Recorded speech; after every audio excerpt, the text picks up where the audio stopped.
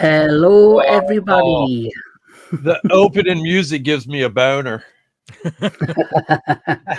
Or was it not just me? Either way. Prove it. It's a combo. Anyway, welcome to the entertainment headquarters and welcome to Into the Darkness, my segment where we talk all things horror. And as you know, for the last few months, we've been doing our franchise horror discussions on well-known established horror franchises. And this month, it is none other than the Poltergeist. And joining me is my regulars. We have from the Metal Tavern Radio YouTube channel and podcast, Mr. DJ Anubis. Mr. Anubis. So We have from Anthony Jordan's Movie and Gaming, Mr. Anthony Jordan. And from the other side, we have Mr. Tony of the Dead. Tony of the Dead. And all the way from Metalomania, the Crypt. Thank you for having me, gentlemen. Good to see you guys. Sorry I missed you the last few times. It's okay. You're more than welcome. Welcome back. Two strange things have happened this week, which I noticed or the last couple of weeks when this was decided this was going to be the next pick of franchise. I noticed, first things first, I don't know if any of you had read about it, is that earlier this week, I think this happened last week, it was announced that the original house from the first Poltergeist is now up for sale. Mm-hmm. Which I thought was quite interesting. And then the next thing that I read up about is that it's been announced that they're going to be making a Poltergeist television series. Oh, I didn't know that. I missed that. Yes. Obviously, it's owned now by 20th Century Fox. Awesome. Which is obviously now owned by Disney.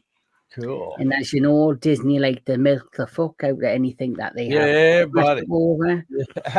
So here we go. Let's see if this is going to be a disaster or if it's going to be successful.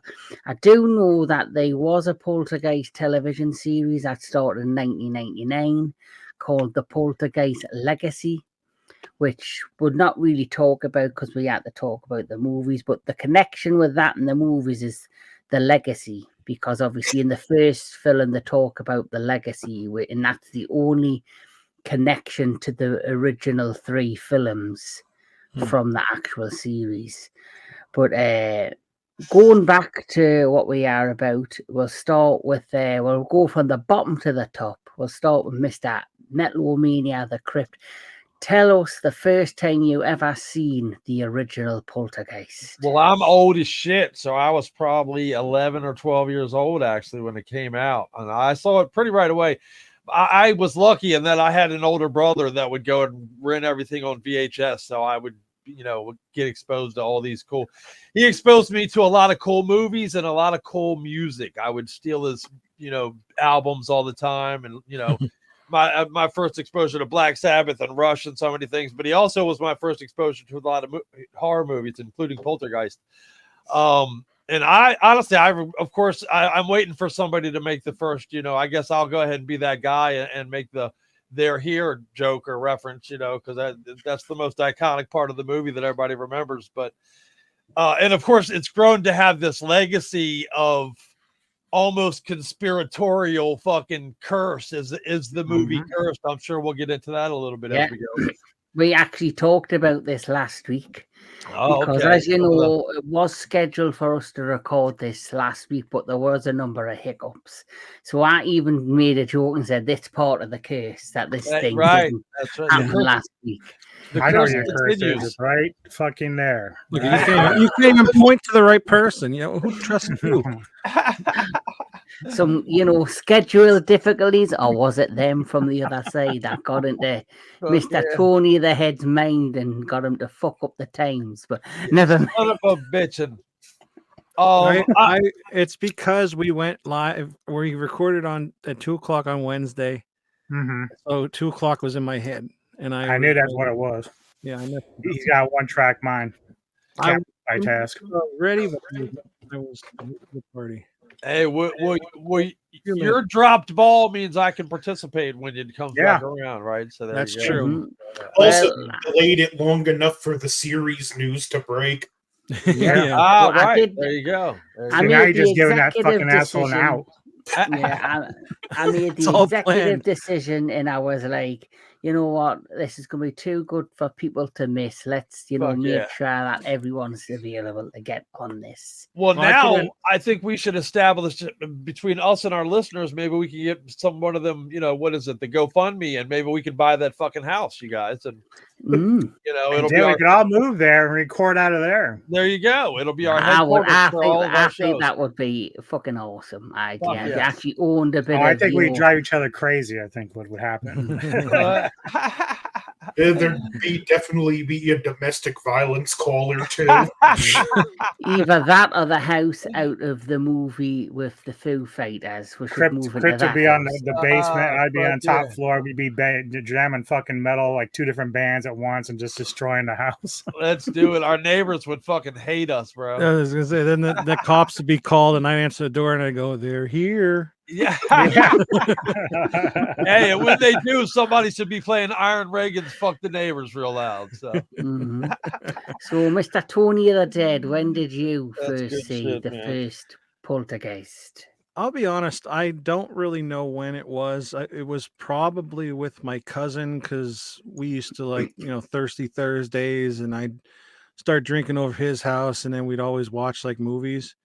And I probably saw it there, which means I probably saw it maybe 20 years ago, which is crazy, because I'm thinking that's not that long ago, but when I saw it, but it really is. But yeah, he kind of, thanks to Netflix too, they kind of have all these odd movies that when they still sent discs out, and he would get them. I'd watch all these movies, and I'm pretty sure Poltergeist we first watched on VHS though. Yeah, it had to be. How old are you, Tony, if you don't mind my asking, brother? I'm 44. So you were of age when this came out, right? Well, I was 2. Yeah, I was 2. That'll do it. But I wasn't into horror back then anyway. Right. So I didn't really see something you were exposed to later. Yeah, I didn't see a lot of horror, like I said, that other show about my mom showing me stuff until I was maybe 16, and it was never really a huge part of my life. I knew who certain people were in movies, but I don't know. Wow, I was always kind of not allowed to watch them, but they never. I don't know. I was a Stephen King nerd right away. As soon as I got my hands on a Stephen King book when I was young, I was into the horror genre heavily. Yeah. Yeah. So, Mr. Anthony Jordan. Summer of 2000, I had just graduated middle school, and get the fuck out of here. Are you shitting me?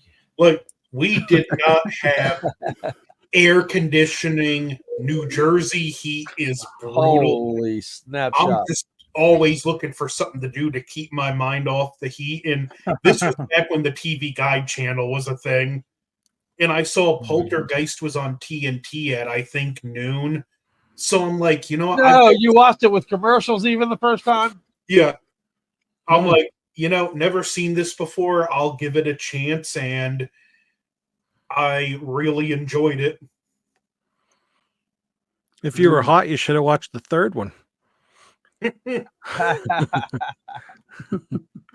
Because there's a lot of ice in it. Yeah, I got your reference. I know where you were going with that. I thought he was referencing Lara Flynn Boyle. That's what I was going with. That heated up. So, Mr. DJ Anubis. Well, much like Crypt, I saw this early on. I was in my teens by the time this came out. And so at the time, during that time, HBO was actually a box you would hook up to your TV. And so remember that shit. They'd always be replaying. That's how I saw stuff like Clockwork Orange and Humongous and other horror films like Friday the 13th and whatnot. So Poltergeist got on there, and of course I was terrified. But it's you're kind of it's got both comedy in it and then generally scary fucking horrific moments. The one dude that is in the bathroom, and we'll get to that part when we Yeah. talk the movie. But Fuck yeah, the trees. yeah, it's just a Mm. lot of like creepy shit about it. But it was like a really Iconic fun movie. scenes. Yeah. Mm-hmm. Yeah. Mm-hmm. So I remember when I first seen this, and it was when I was 17.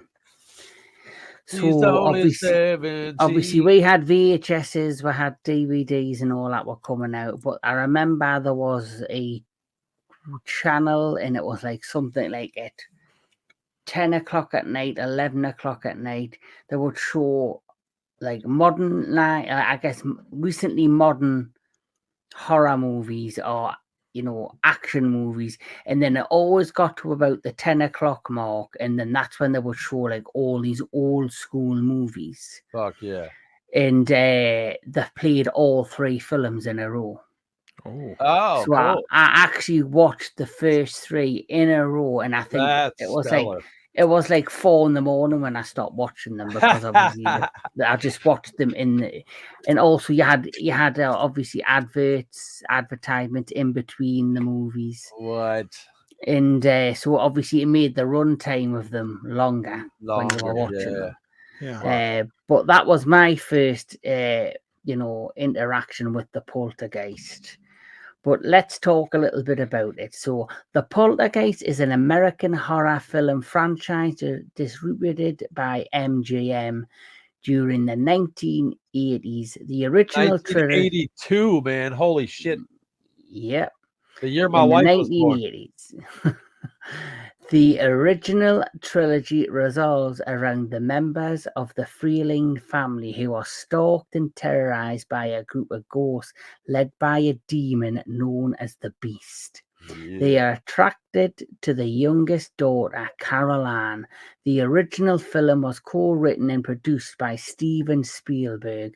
The Poltergeist films collected a total of approximately $132 million at the United States box office. Not too shabby. So, if my memory serves me right as well, I don't know if you knew this, but I believe part of the original Poltergeist, the idea and how it came about is because Steven Spielberg was trying to come up with a sequel to Close Encounters. Close Encounters of the Third Kind, and he wanted Yes, it to be a more serious horror-esque version. Right.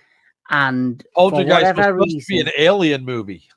yes, I didn't it know really, that. Yeah. it was originally intended to be a sequel, and I believe like the Poltergeist aspect is it's more like it was like the idea behind it was they were like hostile aliens. Obviously, the aliens and the third Close Encounter of the Third, they were friendly. Do you So know the what the original Yeah, but title you know of what, dude? Poltergeist was? I saw that film at 7 years old at the drive-in. Close I was still Encounters? terrified. Yeah, cool movie. Mm. Do you know what the So- original title of the Poltergeist was? What? Yes, Night Night Skies. Skies. Yeah, Night Night- Skies. Yeah. And in the So- original script, the family was more antagonistic towards one another. Like it was more of a toxic marriage. Yes. So that was the original idea. It was going to be a darker toned, like version of the first movie, Close Encounters, but the aliens were going to be hostile instead of friendly. That's why I think it had the title of Night Skies.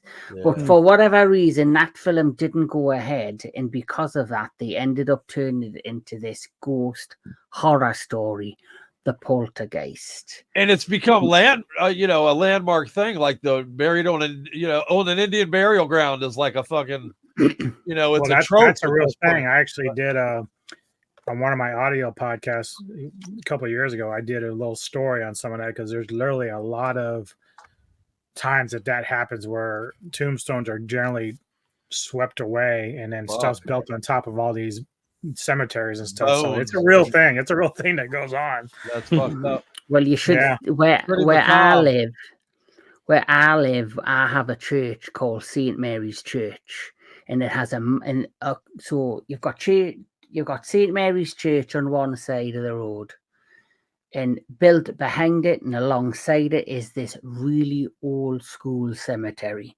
Victorian era, but because of like the land and that it's built on, obviously all the old tombs, some of them have like sank in, and like you can see things popping up. So, in obviously they're having to keep watching over them to make sure nothing, any of the like underneath the ground, bones don't come up out that bitch. Yeah, stuff like that. That'd be fucked up. Can we rewind for a minute though? I know that times have changed with the finances of movies, but $10 fucking million this film was made. 10. Wow. Yes. Wow. No shit. And it made 121, but $10 million, dude, and all the shit they were able to do is fucking amazing. It still holds up. Ass, it's fucking great. It's a great fucking movie. Yeah. Here's one. You mentioned the Indian burial ground.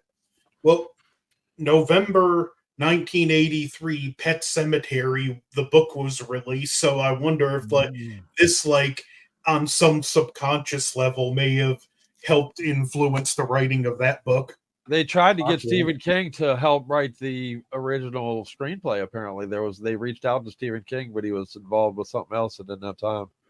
Oh yeah, he was a hot commodity in the 80s, man. Oh yeah, yeah. But going back to this film, so the original film, like we say, came out in 1982. And the cast consisted of, let's have a look. It's Craig T. Nelson, who plays the father. Coach. Yeah, he'll always be Coach to me. Yeah, me too. He plays Steve Freeland. Yeah. And then you have Diane Freeland, who was played by Jo Beth Williams. Yeah, I definitely thought she was gorgeous, man. Man. I've said this last time. She is one of the hottest MILFs of the 80s. Yeah, agreed. 1,000% agreed. Whoa. And then last time I said it, he showed that picture too. Why would you show that picture, for Christ's sakes? Yeah, where's the picture with her undies on? That's we what were I just want. talking about wanting to bang her, and then you throw the worst picture ever at us. Right? Then Not that I wouldn't. Cold water on my boner, bro. Then you had Dominique Dunn is Danny Freeland. Oliver Robbins is there. Dominique Robin Dunn's, a Freeland's. horrible story about her. Yeah. Robin Freeland, and then of course playing the youngest daughter is Heather O'Rourke, who played Carol Ann Freeland, who sadly passed away of a crazy intestinal thing. That's fucked up, man. Yeah, septic shock due to a parasite from the family's well. Yeah, I believe that's so fucked up, man. This is Oliver Robbins as well. Sorry, I forgot to show this picture. Robbie. Drew Barrymore apparently was tried out for the part of Carol Ann. That makes sense because she has that Steven Spielberg connection. Yeah, yes, definitely. It was right around the ET time. Yeah. Mm-hmm. And well, they're the main, family members of the first movie. And as you know, it starts off with, the plan, and Steve and Diane live in the planned community. A little ditty about Steve and Diane. Costina Verde, California, which is like a new real estate development, of course, which is built on what they just think is, land. And Steve's boss as well is the one that kind of said it's okay to move there. He's like, he has these conversations. It's a great place. Don't even worry about it, bro. Yeah, not that there's not to worry about the backstory of the land and what happened there. So Crypt, would you like to take us further into the story? Well, as far as further into the story, I like that they only called him the Beast. The bad guy only really gets referred to as the Beast as far as the first movie. But apparently it was supposed to be Kane, all along. It was supposed to be a creepy old man all along. And I think it's unfortunate that the first movie doesn't feature Kane and the old guy in it, because if they did, I think that character would be right up there with your Jasons and with your fucking Michaels. Mm-hmm. You know what I mean? And he's only not because he wasn't a part of this first movie, because it's creepy as fuck in the second movie. But free advice to the people writing the series. Yeah, right. Get you an old creepy dude, man. But I think for me personally, I like it the way it is. I don't like that they had to go with like one particular specific ghoul. Like I just kind of like the idea that you just had this crazy chaotic blow up burial into ground. fucking. Oh, Yeah, because it's like almost that's sort of my problem like Lovecraftian. with the sequels is that they kind of started going off in all this other territory, and so we'll get to some of that when I get there. Right. But Well, here's my question before we get further. See, that's what confuses me. All these ghosts and that, like you see what coming down the steps and that, they're people from the cemetery, right? That were Mhm. buried there. yeah, So then, okay, because I always thought, well, if Cain is in the second one and that's his people, was that also his people as well? I think it's supposed to be, right? Like the overall well, they arc said he of was the like story. some sort of weird cult leader. So I think Right, there was right. a line in the second one where it mentioned that the people, well, we'll get to it, but he like consumed their souls or something. Right. Yeah. The beast ultimately is found out to be Cain, who we'll talk about in the sequel. But the beast all along is Cain. You know what I mean? And it's there for whatever reason. It's chosen Carol Ann as its next. Because she's pure and she's innocent. Right. Exactly. And she's got, she hasn't got any like, negativity around her. She's pure and she's like a golden pure trope soul. of horror of going after the innocent. You know what I mean? But But I just have a couple quick trivia things on it, and then I'll pass on. Apparently, there was a couple of weird cuts. Like there's one scene where they were going to say they were going to go to dinner, and the kid says, "Let's go to Pizza Hut," and Craig Nelson said, "I hate Pizza Hut," and apparently Pizza Hut heard about this and made them cut that out of the fucking movie, which I think is hilarious.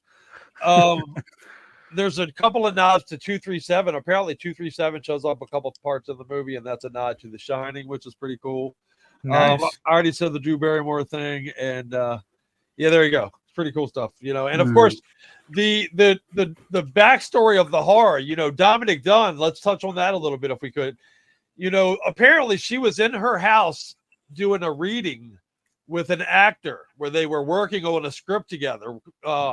That actor, by the way, that she was in, some people might know. Do you remember the show V? Do you remember the TV show V that was about the aliens back in the 80s? The kid on that was like joined the aliens and was all gung-ho about fuck people, I'm joining the aliens and shit. That actor was reading with Dominic Dunn in her house when the boyfriend guy showed up at the door, knocked on the door, and she went out the front door, and the dude stabbed the fuck out of her while that pussy bitch fucking asshole did nothing, man. He like literally sat inside the house and did nothing to protect her, to help her, nothing. She was being violently attacked right outside the front door, and that fucker did. You know what the worst thing about that is that the guy that did it got, I think, only like 3 years. Yeah, dude. Yeah, he was like, out like such 3.5 years of later. crime. It's insane, dude. It is that whole story is fucking insane, dude. If any real man had been there, he wouldn't have been able to do time. If I had been there, he'd be. Yeah, that's right. That's right. You better believe it. He would have been eating a bullet. There's no way I would have sat inside the house and just let that shit go down, brother. That's insane. No. And, and a bunch of stalker laws were originally put in place as a result of that, because this guy had apparently been stalking her, and there was a bunch of things that, had they been caught, it might have saved her life. So sad situation, but it's just another one of them things around this particular movie that this movie's got a lot of them, right? And just in case anybody's curious, like Shudder has a series called Cursed Films, and that actually appears, like they talk about that film and everything like that. So yeah, Twilight Zone. They do some good ones actually. Yeah, but as you know, they move into this house, and as it progresses, they're getting comfortable in the house when Carol Ann starts to hear voices and things like this, and she approaches the television. And eventually, creepy things begin to happen around the television. The voices and all of this stuff. So it was, for me, I thought this was a great way to start a movie, because I start off very slow with little gentle touches of like the ghost making their presence known, till eventually, it gets more and more graphic and more serious, and it gets more horrific as time goes on. And for Dude, a PG-13 O'Rourke movie, was adorable in this film, dude. Like she sold that character. Yeah, like you 1000%. totally believed her innocence and like how she was somewhat talking to the TV. Like, no, yeah, so sweet. Yeah. yeah, very sweet girl. Which makes it so effective, you know. Right. And I'm gonna touch on this when we get to the remake because this is why this movie works and that one didn't really work for me. There's some certain things about it. Scully was afraid of the psychic, the little like squeaky voiced. Yeah. Scully was terrified. She wasn't even a bad guy, but like that character terrified Dude, she her. looks creepy. That's the thing, right? dude. But she's kind of funny too. That's the thing. Yeah. You right. You go. Yeah, there you go. Yeah, like never mind. You go. I'm not A going. little bit of comedy relief with her, man. You never done this before. You either. You right. You go. You Come go. to the light, Carol Ann. Come to the light. No, you told her not to go toward the light. Yeah, that's so fucked up. Well, what the fuck is it? Yeah, right. To the light, away from the light. What the fuck do you want me to do? So as you know, things start to get more serious, and it really hits home when you have the scene with the tree. Yeah, And I love the tree that scene. literally- That's the the first tree thing I tried- think of when I think of the movie is that tree scene.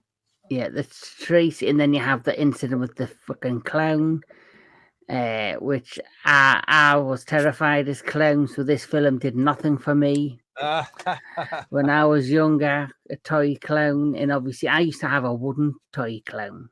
Dude, there was so much leading up to that. Just the fucking thing sitting there earlier in the film, you just knew it was going to come into play. Right. It was Yeah, like they throw a definitely blanket or just- something over it. Mm-hmm. That's another thing that I found disappointing about the remake because of the build up with the clown scene in this. Like you've mentioned, Anubis, how he's just sitting there lingering at him and you just knew something was going to happen. It didn't have the same effect in the remake. But obviously, as things progress and all these horrible things are happening, Carol Ann is then suddenly taken into the cupboard and never to be seen again. And this is when they get these three involved. Yeah. Now, him with the glasses on. Yeah, Michael Vincent. Yeah. Him with the glasses on, I just knew something bad was going to happen with him. I just had this feeling in me bones. It's because he's getting into people's food. Fuck that motherfucker. Pulling out steaks and shit like he owns the joint. Yeah, make yourself at home, but stay out of the kitchen. And they were the prototype to the team that showed up on the fucking. Oh, and the best fucking thing about that is when they first get there, and the woman like. They're all like, yeah, you know, we do this for a living and we've seen quite a few crazy shit. And so Greg T. Nelson's like, oh, okay, yeah, let's go upstairs. Yeah. I'll show you fucking crazy. By the time they're done looking at that room, like that woman's like, yeah, she couldn't even hold the TV very well. What did he videotape? And it took 10 hours to record a car. Yeah, he said we saw like this car like move like over a course of like 10 hours. And he's like, oh, really? And he's like, you don't have to worry about 10 hours here. We got 10 seconds. Here you go. Look at my shit. I love that scene when they open the door and like the toys it's going so and good. floating from it. It's like, what would you do? You open I'd be like, I'm done here. You guys are fucked. I'm gone. See, I ain't cleaning this room. My advice: do you have good fire insurance? Yeah, buddy. Because I'm burning that shit to the ground. Well, that comes in play in the second one. Yeah, Their right. insurance. Definitely. That's right. So that's Martha Leach, the name of that character. And then obviously you've got is it Marty is the name of him with the glasses? I think so. Yeah. Marty and Ryan, and obviously they come in, they think they're big shots, they know it all. And then but they do explain when they've invested that they believe the house has been invaded by a poltergeist. That the poltergeist have somehow attracted to them in the house. And you know, they learn, meanwhile, Steve discovers of his boss, Lewis Teague, that the Custia Verde development was built on a former cemetery and the graves were moved to a nearby location. So you believe. Yeah. You know, after all the chaos, Dina and Robbie's been moved away. They've been, moved away to save. While Dr. Lesh, sorry, not Leech, calls in Tangina Barons. What a fucking cool name. Yeah. That's one thing I loved. Even though she looks creepy as fuck, I do love the name Tangina. It's just something different. Tangina, and she's a spiritual medium, and she determines that the spirits are lingering in a different sphere of consciousness and are not at rest. They are attracted to Carol Ann's life force. Tangina also detects a dark presence, also called the Beast. The Beast. And he's restraining Carol Ann, and he's manipulating her life force in order to prevent the other spirits from crossing the other side. Now, that for me makes total sense. Because it's almost Stranger Things like. Yes. If you think about it, though, you've got like the Beast who is in the second one reveal as Cain. He's this cult leader, this big manipulative. He's manipulative. He's evil. He tricked these people in the second one, and we'll talk about that later. He's got a ghost following. Yes, it makes sense that he ended their life. He's had them trapped there. He still has them trapped there as spirits, and he's using basically the power of Carol Ann's goodness in her spirit to keep these other spirits from eventually going away to the other side. So in a way, he's still in his own way as the Beast, manipulating them and in controlling them and keeping them at bay.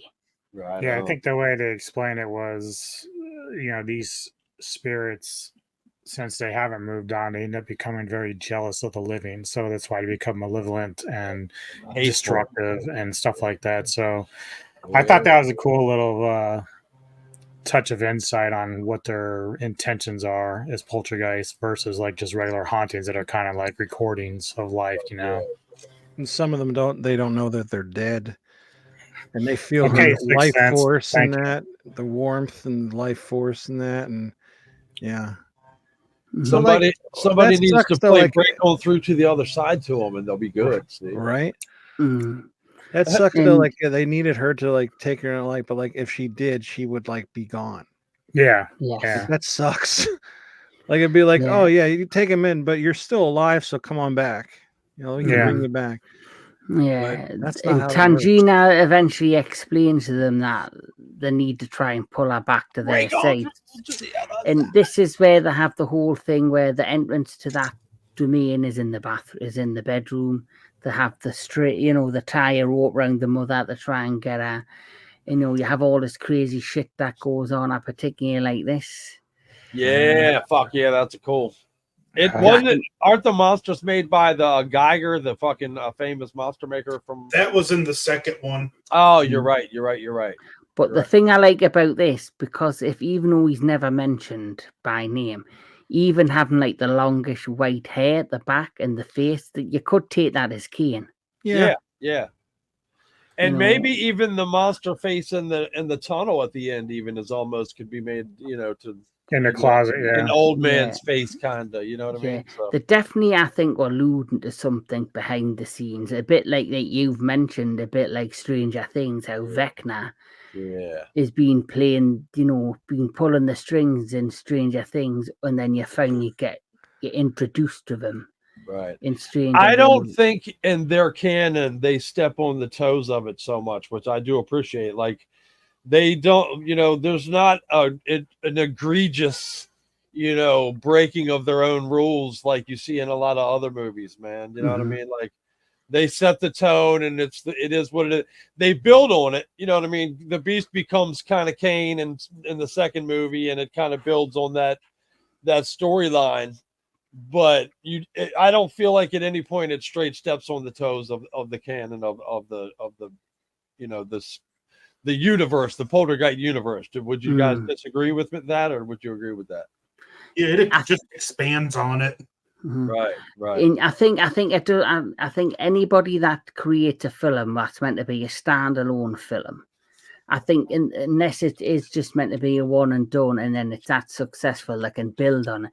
I do think modern day filmmakers, especially when they create a film hoping that it'll get successful, I think they will have notes written down, or they'll have like a side story that they can build on for a sequel. Right. So it wouldn't surprise me if they had something in place in case this was a success, which clearly it was. So I think obviously I do think the ideas that they knew they were going to follow up with were there already. But as we know what happens. Do you believe they knew that the Kane character wasn't behind the first movie, or do you think that they came up with that in the second movie? Because my belief is always that they came to the Kane thing, like that they grew on it and it became Kane. But I don't. Was it supposed to be Kane all along in the first movie? I'm unaware of that. If it was, No, they probably just had the beast. But I think in some ways you're kind of right. They had, in order to continue the storyline, they had to find a new villain. You couldn't just kind of do the same movie. So I think they gave the beast a name, and I think Kane was going to be it. Right.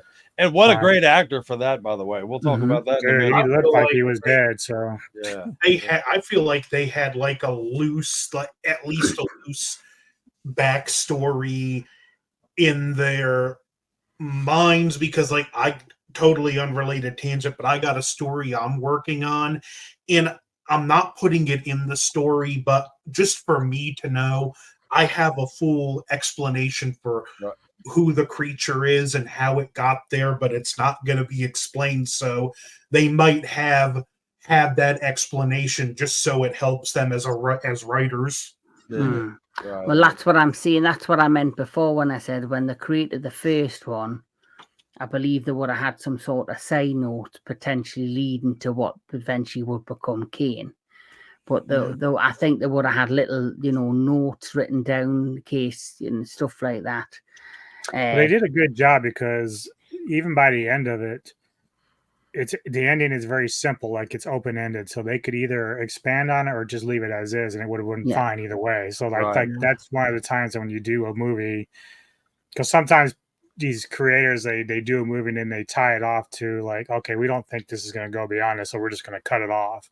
And so they're desperately trying, if they were just a good job in the theaters, they're like, okay, we got to find a way to open this back up, because we really sealed off that end of the other movie. This one isn't like that. This one leaves you like, okay, we can kind of build on this if we have to. Mm-hmm. Yeah.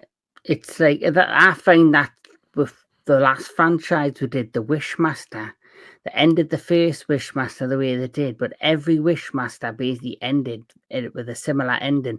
So you always knew how they could bring him back. Right. And with this, though, they left the door open. But as you know, as it progresses, she gets pulled in, she gets Caroline, and then the end scene's fantastic when, the house, basically, the beast pissed off to his core, and all of this terrible things starts happening. You're getting earthquakes, you're getting, like, people are getting knocked into the pool.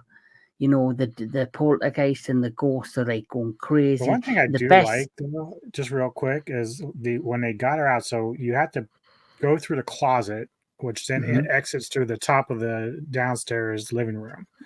So they got the rope because they figured out that that's the exit portal for wherever they're going the other side, which we'll get into. And so I thought it was so cool how they did this, because, this is around the same time we had Ghostbusters and some of these other films dealing with ectoplasm and stuff like that.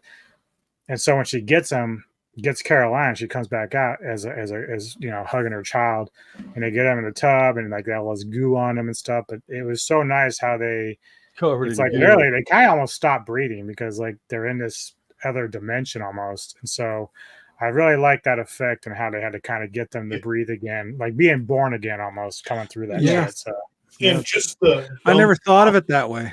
That's and just the gunk on them, it's just enough that it lets your imagination fill in the blanks of what it looks like through that portal without showing you.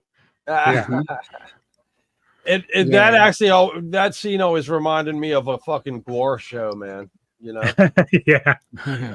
I saw a gore show once where they had big tubes and like vaginas, the looking things at the end of them, and all through the show, people were getting on stage and they would go up at the top and they would have them slide through the tube and they'd come out on stage all covered in like. Oh my god, that's so You'd funny. be covered in Astroglide and shit, like it was fucking. Yeah, I hear that if you're ever in like the first few rows of a gore show, you just Yeah. better plan on getting spewed on. Oh, by something. don't wear good clothes, yeah, man. Yeah. Yeah. That's fucking funny, man. So obviously that happens, and then everything goes tits up by the film's end. Literally, like the house starts to implode on itself. And my favorite scene is when you see you see all of the dead bodies and the coffins in the pool. I like that bit. Real bones, by the way. Yeah, Yes. real bones. Yes, they were. Yes, they were. Yeah. Which I think I remember they said it smelled awful. Like it just smelled god awful. Like some of the actors even were like, "Wait a minute, what? What the fuck did you just say?" And then you wonder why it's cursed. Yeah, it's like exactly. like the lead actress when she's in the water with the real skeletons in it. Give me the better picture, damn it. Yeah, it's like I've seen interviews with her where she talks about the bone scene, and she's like, you know, she wasn't actually told they were real till she filmed it, and she said she didn't even know if she could do it if she knew they were real. Yeah, that's true. Go figure. Toby Hooper, the director, they used real bones in the original TCM. Grandpa was a skeleton from India. He's a crazy bitch, man. Yeah, Toby, who underloved in my opinion. Good old Toby.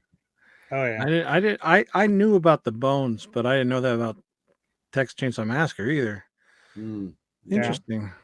So like I didn't know if those were like I knew it was rumored that they were real, but I wasn't 100% sure. But apparently what it was they at first they wanted artificial bones, but it was cheaper to use real skeletons. Yeah, they got them from like they got not them from immoral. Where the fuck did they get them? They got them from like a college that was doing like working. Okay. Well, look at I was gonna say, hey, they go to some other local cemetery and just start digging shit up. I know where they got it. I know where they got it from. The guy who is the boss from Return of the Living Dead. He's right next to the cemetery. They got it all from Return of the Living Dead. Fuck that's a good observation. I forgot about that. Yeah. It's beautiful. That's Not an really. interesting fact. It all makes sense now, man. Yeah. But my favorite scene in one is when he's screaming in the face of his boss, going, "You moved the tombstone, but you didn't move the bodies. Why didn't you move the bodies?" Yeah. I like the sense of urgency there. Yeah, I absolutely love that scene. I absolutely love Craig T. Nelson, dude. You gotta love Craig T. Nelson, bro. Oh yeah. Here's a little Craig T. Nelson history. Give it to me. Not about him, but my one band that I was in, that was our chant before we would start playing. We go Craig T. Nelson. Dude, it just became like a thing, like a joke, and then it just happened every show. That's awesome. There's like three things in this film that I really love. The first one is Oliver Robbie, when he's first finding out that Carol Ann is like in the TV, like his reaction of like in his breakdown, like it's amazing. Like I just really felt well acted. Yeah. He was so terrified. And then there's like a quick scene where Steve, played by Nelson, is like they're watching the football game and the neighbor wants to watch My Little Pony or Mr. Rogers across the street or next door, and so like they share like the same bandwidth on the remote, so like they start getting to this war and they're talking shit like that was great. To try to change the channel back and forth between the game and that show. And then the last one, of course, is Tarantino's comment that this house is clean, which again was parodied by Ace Ventura, which I thought was great. That's so right. As we know, the film ends where the house implodes in itself, there's nothing left, and then they go to some motel, and I always love the scene where they go inside, they shut the door, then they open the door and they throw the fucking telly straight out the room. That's a great scene, actually. Fuck that shit. And I believe that's the last shot is the camera's panning back. one of the rooms is actually 217, which was the room from the book The Shining. Oh, okay. Ah. I thought that was 237. Actually, I thought that was a. No, I think I it's know there's a 237. 237 reference in the book, in Nice. the movie, Dig but it. I think one of the hotel doors was the book's room number. Okay. Huh. All right. Dig it. So in all, I'll ask us one by one, what's your overall thought on the first movie? We'll start from the bottom up. So Metalomania. I love that movie. For me, it's a top 10. If I were to do a special on top 10 80s horror movies, Poltergeist would definitely be in it for me. I love every part about it. It's a fresh take. It's got its own canon, its own lure. Again, it literally created the whole, it's built on an Indian burial ground. That's become a thing in our culture, in our fucking, and that's from Poltergeist, and I think that's pretty damn cool, man. And again, you can't go wrong. People say that Spielberg really directed it and it wasn't Tobe Hooper, but I've seen a thing on that where it really was Tobe. And if you watch the movie, it feels like a Tobe Hooper fucking movie to me, man. So I absolutely love it. I do think he probably directed a scene or two, but I'd say about 96% was Hooper. Yeah, I saw a thing even where Hooper was asked about it, and he was like straight up offended, like, "Man, fuck you guys, dude! I fucking directed Poltergeist and licked my balls, basically." So, Right. Well, I think you've given me an idea of my top 10 as well. I might actually do that. My top 10 80s horrors. Yeah, I fuck might yeah, do man. it. That's a good one. That's a good one. So, Mr. Tony of the Dead. What are we doing? Rating? Like Your overall reflection. Your overall reflection of the film. Reflect on it, Tony. Come on, Tony. Reflect, baby. Let's go. I love it. It's not 2:00 yet, Tony. Maybe you want to wait. No, I would honestly say, and this happens a lot when I do these things. This was like my favorite time watching this movie too. Cool. I have watched it before, and I think honestly the last time I saw it, I was like, I don't get the hype. Like I like it, but I'm like I think nowadays though that the part in the bathroom, as cool as it was, it might look great on VHS net, but like cleaned up, it kind of loses it a little bit. It's a little too fake looking. But other than that, the whole movie, like I just think is amazing. Just the fact of getting eaten by a tree freaks me out. I'm not afraid of clowns. I never was. Pussies. But like my wife is too. She's not afraid of them. She thinks they're creepy. But you can't put one on the screen. Not afraid of clowns, but he's afraid of fucking nuns. They're real. Well, clowns are real. What the fuck are you talking about? Clowns aren't scary though. You can't fucking nun. Oh yeah. Nuns have more fun, apparently. There you go. That's right. That nun is a demon. Besides, that's not. He won't even put my poster up.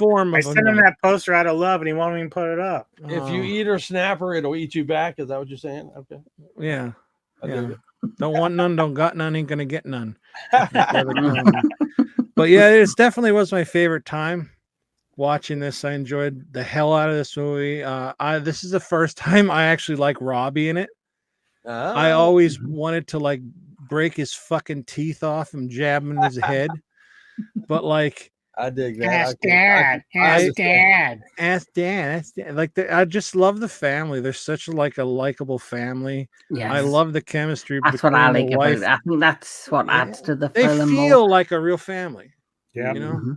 Yeah. And the mother and the father like getting high and laughing and shit. And, that's cool. Yeah. Like I just like it, and like it's just before, before. Yeah, that is great. I like Craig T. Nelson was great in this. I when we started talking about the second one, there's one of my favorite scenes in it is him. But one thing that's on this that it shows, and I don't know if it was on the VHS, but it says the film contains sequences of flashing lights that may affect viewers who are susceptible to photosensitive, epilepsy and that. And holy shit, I thought I was going to find out if I was epileptic watching this movie. Holy shit balls! I'm like, you didn't zap out, did you? You No, didn't zap no. out on. Okay, cool. No, I didn't. Nothing happened, but I actually did close my eyes because it was hurting my eyes for a little I bit. but, zapped out watching it this time, but it was because I did a whole lot of bong hits. But Mm. No, but yeah, I really enjoyed it. The coming down the stairs is like such a cool like thing. It's like, what's gonna happen here? Is it gonna be bad? The you know, what's her name? Tangina coming. She's like, she even kind of has like this weird vibe to her because she's like, she's there to help, but like at times it's like, is she like trying to manipulate it to like her like let's see what happens, that kind of shit. But like, yeah, I really enjoyed the whole cast, everything, even the comedic thing with the controllers was great. Fantastic movie, and I think a lot of, I don't know if a lot of kids could. It's PG-13, but right, that's it's a little 82 rating. surprising that it is, you know. But that's an Somebody talked about 1982 earlier rating. today. You know, back then, like they really pushed the boundaries because even Jaws was PG, but you imagine all the gore that's in that film. Like, Right. A They don't kid allow gets that eaten today. in that, and it's PG. yeah. Mm. My DVD actually just says PG. Oh, geez. Wow. Oh, no, yeah. wow, Mine says PG as well. I Wow. don't see how this Mm. could be PG if some guy pulls his face off. Yeah, I think this dude. was prior to Yeah, me. well, that was PG in the 80s, not like Oh, PG these days. The bunch you of got- pussies. You get eaten by a fucking tree, dude. You know what the fuck? Hmm. That's So- scary. So, Mr. Anthony Jordan. Just overall great film. It's one of those films that has this great timeless feel where even though it's set in the 80s, it could almost just as easily be 70s or 90s. Just Hmm. great performances, the family, they feel like a real family unit. Everyone brings something to the film. Even we've mentioned her several times, Tangina, who might have, with the exception of Kane, the actor that played him in the second one, the best screen presence in the series. Yeah, Yes. 1000%. A fun horror film that could also be like a gateway horror film. Like if you got a young kid and you're not ready to let him watch the more violent horror films, this is a film you can sit down with your kid and introduce them, or at least start them on their horror journey with. So yeah, I give it the definite recommend. Toby Hooper, who, although I do agree this is his baby, but I will say there was a couple scenes that just have that Spielberg feel to it. But I feel like that's just one of the director can't direct everything, so this was probably Steven stepping in and helping out. It did, for me, it did feel like a Steven Spielberg like movie. That it neighborhood. did have that feel to it. Yeah. It felt like E.T.'s neighborhood to me. That actually kind of reminded me a little bit of Tarantino and Rodriguez teaming up. That's almost what it felt like, because you had Toby kind of doing more of the horror elements, and then you had Spielberg kind of doing the more eerie, paranormal type shit. Because that is the kind of vibe that I got from both of them in it. Anthony's description kind of gives it almost a goosebumpy and I guess feel to it, which I kind of see that actually. I think I know that's Steven on Spielberg. I know Steven Spielberg at the minute. He's now working on a new Alien invasion film. fuck yeah. That's his next, and I'm hoping it's Night Sky. We haven't had a good alien invasion movie in a while. Like I remember like when in 2005 when he did his version of War of the Worlds, and I quite enjoyed it. I love that. I love that movie. I enjoyed that. Obviously, I love the original, and I thought it was a good remake. Dude, Tom Cruise might be a lunatic in real life, but I think he makes a great fucking movie. I love the he does. movies. Oh, Tom Cruise is great. You're talking about this one. Yes. Yeah. This was great. I love this movie. He's a good actor, but I wouldn't like everything except for right. the girl. Yeah, I wouldn't want to hang out with film him. Sucked ass. What film? What did? The little girl in that fucking film, I think, is Dakota Fanning. Oh, I hated her in that movie. Dude, horrible. I just wanted to put a fucking trap on her mouth. Like, shut up. I couldn't stand. I couldn't stand the son, Robbie, and he's an asshole too. Yeah, I did not understand that whole scene where the shit's getting blown up and he's trying to run up the hill towards the aliens. I'm thinking, what the fuck are you doing? What are you doing, you fucking You don't even dumbass? have training. It's Yeah. like, Fucking what teenagers was are the whole assholes. point in that? What was the whole point in that? It just, for me, it just was. It made sense because teenagers are assholes. But Yeah. yes, but going back to the Mine are fucking Poltergeist, assholes. Let's go back to Poltergeist. Yeah. Mr. Anubis, your overall thought of the first film? Still a 10 out of 10 for me. It holds up Nice. well. It's actually better than most of the movies that are out there even now. Yeah. I agree. You It ain't just wrong. shows you just how good those particular director and producers are with Spielberg and Hooper. We're going to get into it as we talk about the sequels and stuff, but the chemistry with the actors here is perfect. Like, it works. Like, they just really nailed it. As Tony said, they give you like that real family vibe, the playfulness, the terror, the loving between the parents. Like, they're goofing around at times, but they also love each other. Like, everything is believable. That's what makes this film work. Sure, it gets a little bit, if you were to look at it from a real world perspective, like, you could say, some of the horror elements are a bit out there, but at the same time, if you were to take it and notch it down a little bit as just like a local family telling their ghost story, you'd believe it because of based on what you're seeing.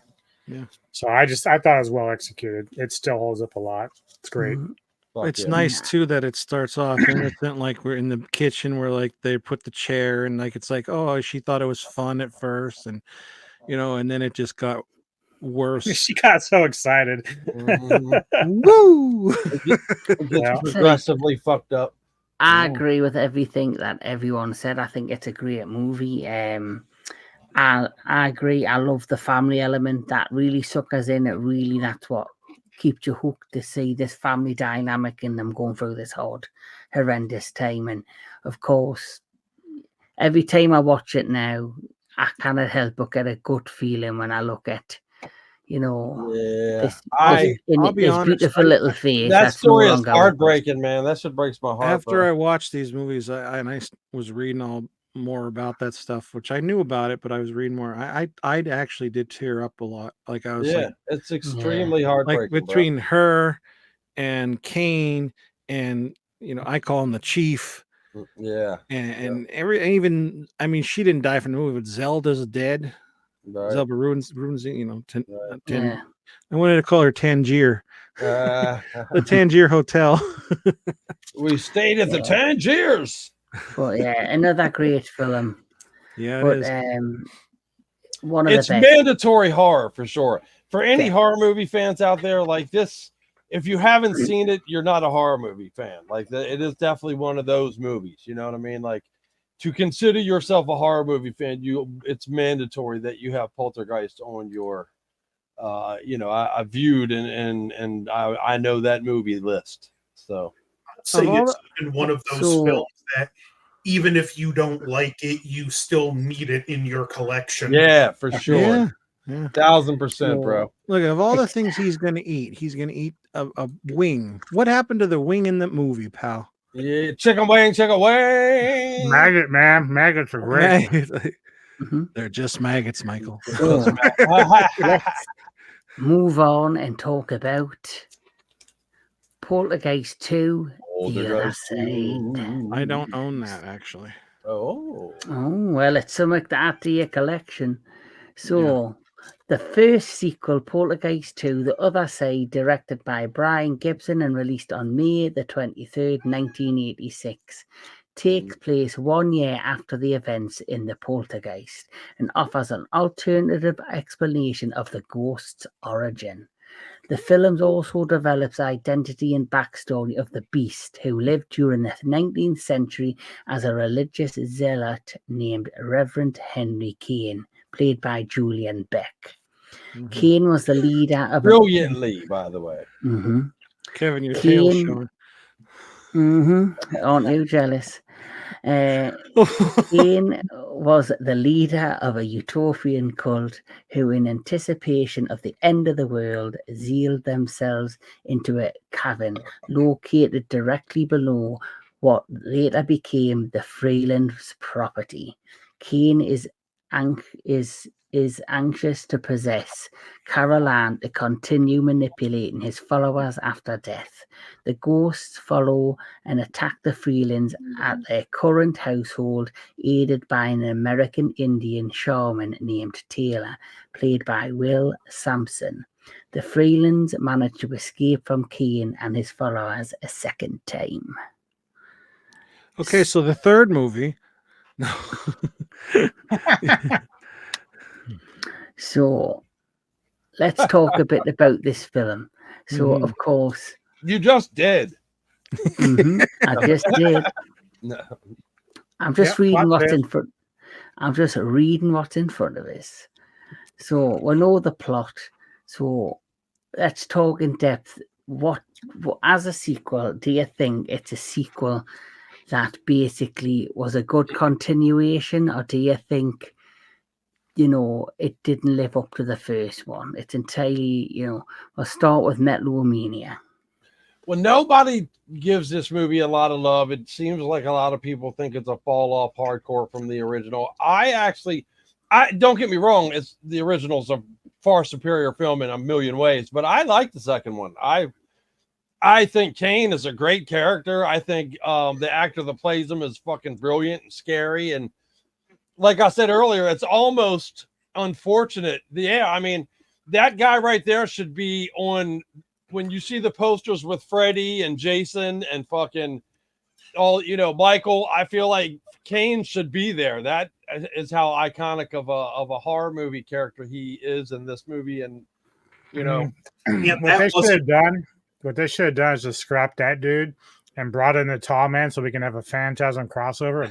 Yeah. Oh, dude. Right. That would have been good. That look on his face, that wasn't makeup. That was the physical state he was in from stomach cancer. Right. He literally was being treated between scenes. Like he would film a scene and then have to be like go to a cancer treatment and shit. Like that's dedication right there. He died during filming. Right. Fucking exploited a poor dying man. Right. Some people attribute that to a continuation of the curse, but I mean they knew he was in bad shape when they got him, kind of. Yeah. He had quite his personal life as well as quite interesting, promiscuous. Yes. Yeah, to say the least. He was married to a lady. He was bisexual. They were married. She had a male lover outside of the marriage, and he also had a male lover outside of the marriage. Fuck yeah, you gotta love it. They were before their time, baby. And after he passed away, Julian Beck, she actually married her lover, and she remained married to him until his death. And she's still alive, I believe. Oh wow. He never got to know what an iconic character it was that he created, and it's funny because really it's not a ton of screen time that he's got in that movie. Is it really iconic or just memorable? Memorable, I would say. Yeah, maybe. The lack of being in the first movie might maybe keep it from that iconic status, I guess, but definitely memorable and pretty kick-ass, man. I feel like if he was in the first movie, it would definitely be that level, But I don't think they came up with the whole Kane story until later. I don't think they had that in their brain after the first movie. Yeah, I don't think so.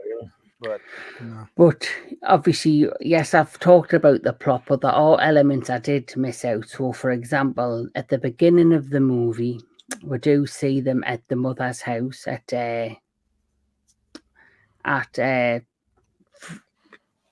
the mother's house at the grandmother's house. Right. So obviously this is where we go more in depth with the lore of the actual story, because we discover that the grandmother is a clairvoyant herself who has the gift. And it runs in the family. Yes. So Diane Freeland, she is connected to it. You obviously Heather O'Rourke, Caroline, she has the gift. And then obviously you have, I forgot what the name of the mother was called. In this. She is Geraldine Fitzgerald. This is Grandma Jess. Yeah. Grandma Geraldine Fitzgerald played Grandma Jess. Yeah. And she basically, at the beginning of the movie, she dies. Yeah. And after she dies, as I've explained, the ghost she come looking for them. And even though, yes, I've talked about the plot, there's some amazing scenes in this. Like the scene where obviously Steve is drunk and he drinks his whiskey and Hey, he one has the question. magnet. The worm is fucking Kane. That's a Did great. they scene. ever like? I only saw it the one time that I watched it the other day. Did they ever address like the other daughter, like Dana? Like, did they ever address what happened to her? Apparently, there's a scene in the original script that was never filmed or something to that effect where it mentioned she's off to college, which Right. That's what I thought they would have done, but I didn't even would've- remember them mentioning it. that would have elevated the movie for me, because as much as I like it, I have to subtract points for ignoring the sister altogether.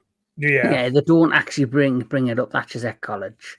But I read that as well, that there was an early concept script, or they had that, or they actually did film scenes that, or one of the scenes that's in the films in the Yeah, film. you know what? In a way, I guess I was given a credit earlier for not having an error in the canon, but I guess that is one. That's a pretty glaring error right there, actually. Mhm. Yeah. Like I'm sure I either like Anthony, I either read that in the early script they mentioned that she was at college and that they were missing her. Yeah, Or they were glad she wasn't there because there's no longer any infighting with the kids in the house. it's a But- cut scene or something, but Yeah, and I don't know if they filmed them saying these lines and then they ended up just shortening the scene where they don't bring that clip up, Hmm. which probably was destroyed or left on the cutting room floor, which is kind of shit. Yeah. But obviously, my favourite scene is, like you say, where Steve gets possessed by Kane. yeah, by the worm. Yes, and Yeah. that scene alone beats the scenes in the first film for me. Yeah, This is this film's best scene, and for me, the best scene in the franchise, where he starts throwing up and you see that long maggot Oh. thing coming out of his mouth. And I honestly thought it looked like something like from the film The Ghoulies. right on. These were the ones where the monsters were created by Geiger, right? Then Yeah. that was the second movie. It's very Lovecraftian feeling to me, man. Yeah. Once it starts going full crazy with the monsters and shit, it becomes a very Lovecraftian. There you go. That's, Even like smirks. that's a He looks like Kane. Lovecraftian monster. That's You- Kane, though. You can see It's Yeah. Wishmaster. fuck yeah. You can see Kane in that motherfucker. Oh yeah. And who would have thought Coach could be so creepy? Right? Like you see Coach, but you could actually see Kane taking over his body. I think he played that part so well. That's what I was saying before too. That was my favorite part because I don't really see Craig T. Nelson in that part. I see Kane taking over his body, and he was just so good. Like, he And that doesn't shows you how good of an actor he is. he At that- didn't even move like he did through the rest of the movie. Just the whole body language and Yeah, posture changed. yeah, he really put it 100% into that. That's for sure. And then you have the scene with Robbie in the bathroom with his braces. Holy shit! Now- I don't now- even remember. I don't remember watching this way back. So when I first saw that, that felt like the first time I've ever seen that scene. That movie terrified an entire generation about braces, bro. That movie, like everybody who had braces was like, "What the fuck?" If you didn't like the dentist, you definitely didn't like it after that. Yeah, man. Fuck the orthodontist. I ain't going to that bastard. Jeez. So what would you say do you think's good? What do you would say about this movie compared to the first one? What do you think this has the advantage of over the first movie? Nothing. I say the monsters are an advantage. I like the creativity of some of the creatures in the second movie quite a bit. You know, and the worm scene is one of the best scenes in the franchise. You know. Well, I'll be totally honest. I would have said that this film is better than the first one. Oh wow! I would have said that this film Hmm. passes the first one in terms of terror, and because of the monster scene, the braces scene, and all that, and because of Kane. But then it's the last half hour of the movie that ruins it for me. When they go on the other side and they're stuck in the floating like some good of Star Trek. Yeah. In the other side, and then Caroline gets rescued by the grandmother at the end. For me, that just took it to a whole different level and took it too far out. I think this movie got way too. No, wait a minute, wait. I'm sorry, I don't mean to cut you off, Tony, but the braces scene happened and you were good with it, but that's where it lost you. Was that because it took it from a horror aspect to more like a fantasy aspect. It didn't feel terrifying or horror fine. It's like, for example, with Stranger Things, when they go to the upside down, it looks creepy, it looks dark, it looks horrendous. Where they're like floating, like I don't know, like they were floating, and when the grandmother come, I thought was the fucking good witch from freaking The Wizard of Oz. It takes, at least for me, this is how I look at it. And you can almost make the comparison to Stranger Things too, is that when you have something, so the best comparison I can make, so let's take a hot chick, right? And let's put her in a, I mean, not for Kevin, but for the rest of us. So you put her in a nice hot dress, mini max, mini skirt, whatever. Your imagination runs wild about what she looks like underneath. Now, when it comes to the movie, when it comes to the other side, the good thing about the first movie is you never saw the other side. You just saw them go through and come out. And that kind of, as Anthony made it mention about in the other movie, you just kind of got a glimpse of what it might be like over there. So when you go and actually do it in the second film and you actually take them over there, it's not even so much how they did it, which wasn't that great for me anyway, probably for Kevin too, but it's not that we're in a place that we really shouldn't be. We need to keep our imaginations running with what it's like there. And it's kind of weird that Robbie's the one that's going there because he feels like he's the one that fucked up. He's the one that's got to go do this. And I'm like, he's still a kid. There's no fucking way he's got the mental capacity to do this. And so whether you want to use Steven or the wife or Diane, like, you could have gone either way with that, but probably would have been repetitious to have Diane do it again. So maybe have Steven go this time or something. I don't know. But the fact that they're showing us that it does take away the mystique about what the other side is actually like. And we kind of saw some of this in the third film as well. And it just kind of ruins the mood for me on that. I just think, I don't know if that's how Kevin felt, but that's how I came out of it. It's like, it's not so much what they showed. It's just that now that we saw it, it's like, I blew my load. I'm done. Like, it was a mixture of what you've said and a mixture of the fact that, like you mentioned, the first film, when they come out from the ceiling and they're covered in the goo and they've been in this place, you didn't get to see it. So when you think you're finally going to reveal and they're going to the other side, my imagination was going all over the place, thinking how horrific this place could look, or anything like that. Like, for example, Hellraiser 2, when they actually go inside the cube and you see the trains on the walls and you see like this giant labyrinth that terrified us. So if you think about, you're going on the other side, it does. You're going on the other side, right? But then you're not only just going on the other side, you're kind of going into Kane's domain. So when you're going into Kane's domain, you would think that they would have created a scenario or a location on the other side that's terrifying, that fits the personality of Kane. Or he has more control over it. Like, he should have been like far more in control of that part of it than because they did that in the third one. So in the third one, in the apartment, it's freezing cold and all this, and they made like this ice prison type feel. They should have they give it like the other side, they give it a look in the third one. In this one, they didn't. It was just floating in the middle of space kind of thing with all the pink lights. Where in the first one, like Tony said, you thought, the flashing lights that had your head all over and you're like, Jesus, these flashing lights. They had nothing like that when they went to the other side. It was just like I see, floating in outer space, and that's where it went from being a horror film to me to more like a fantasy movie. It didn't give me horror vibes. Yeah. Now, the title of the movie is Poltergeist 2, The Other Side. Now, having a title like that, when you finally go on the other side and knowing it's a poltergeist film, knowing it's a horror film, you want to see the horror on the other side, and you didn't really get it. That's one thing I think the remake is better than.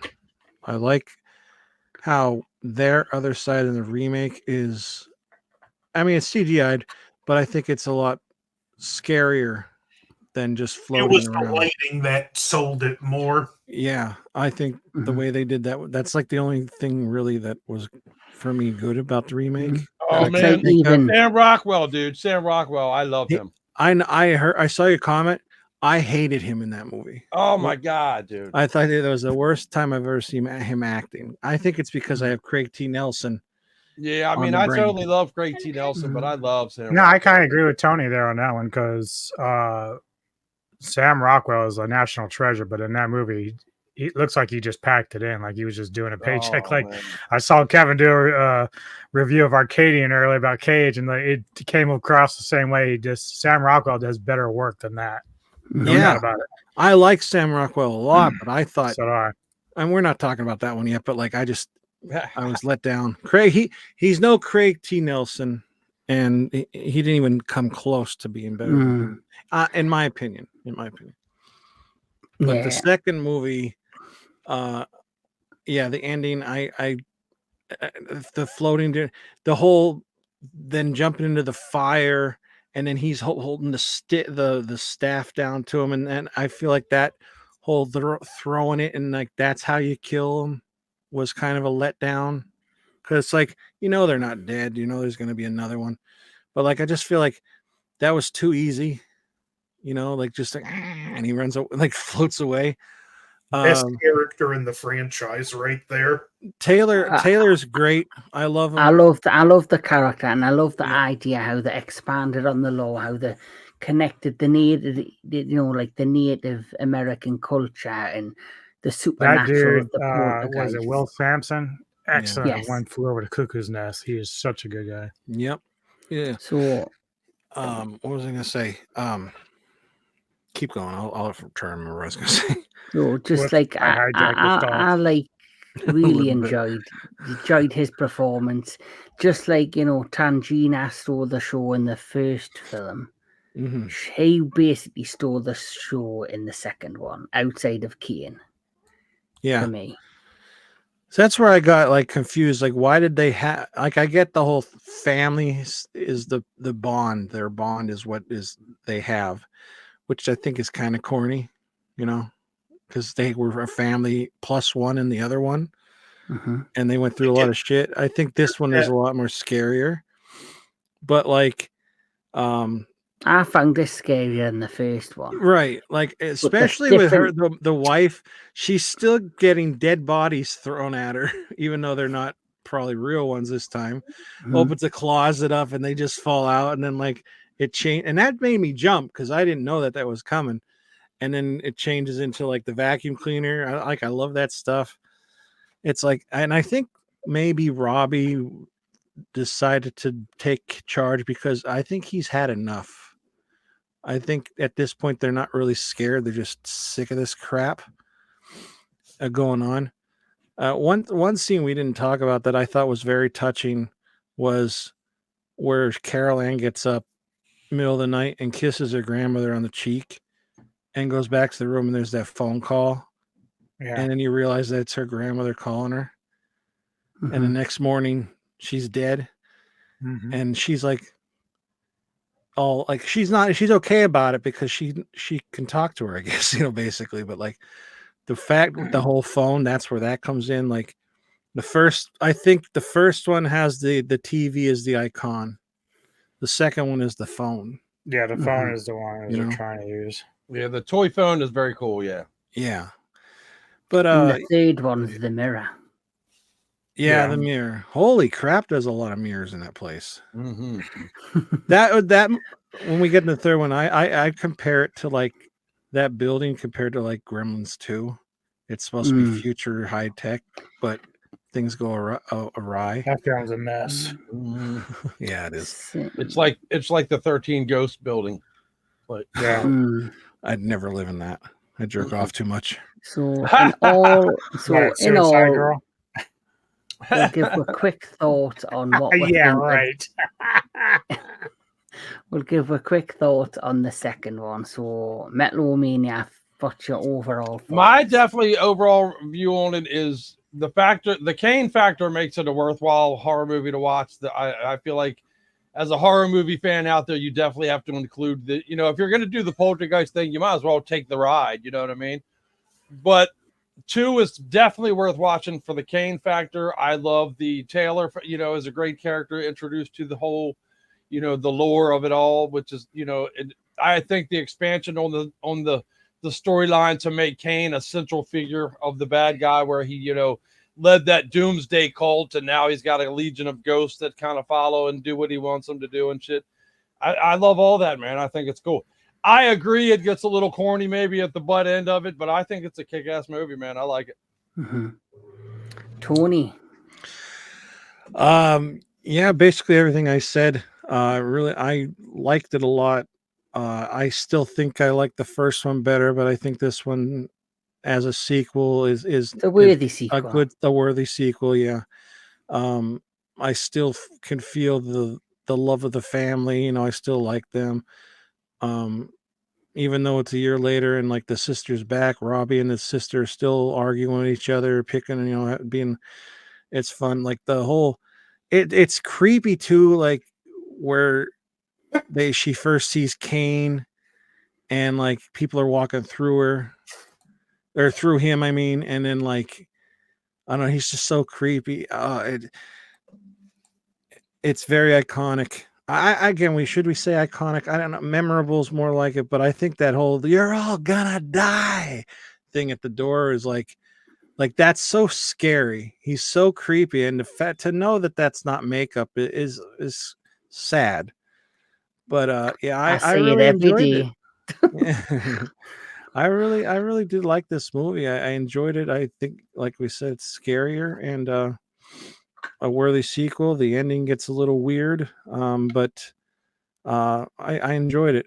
One thing is now this is how I took this in the very beginning when they showed Taylor and he's on top of that giant rock formation. How the hell he got up there, I don't know. But he's doing the Native American, fire thing, and there's like a guy that shows up on the other side.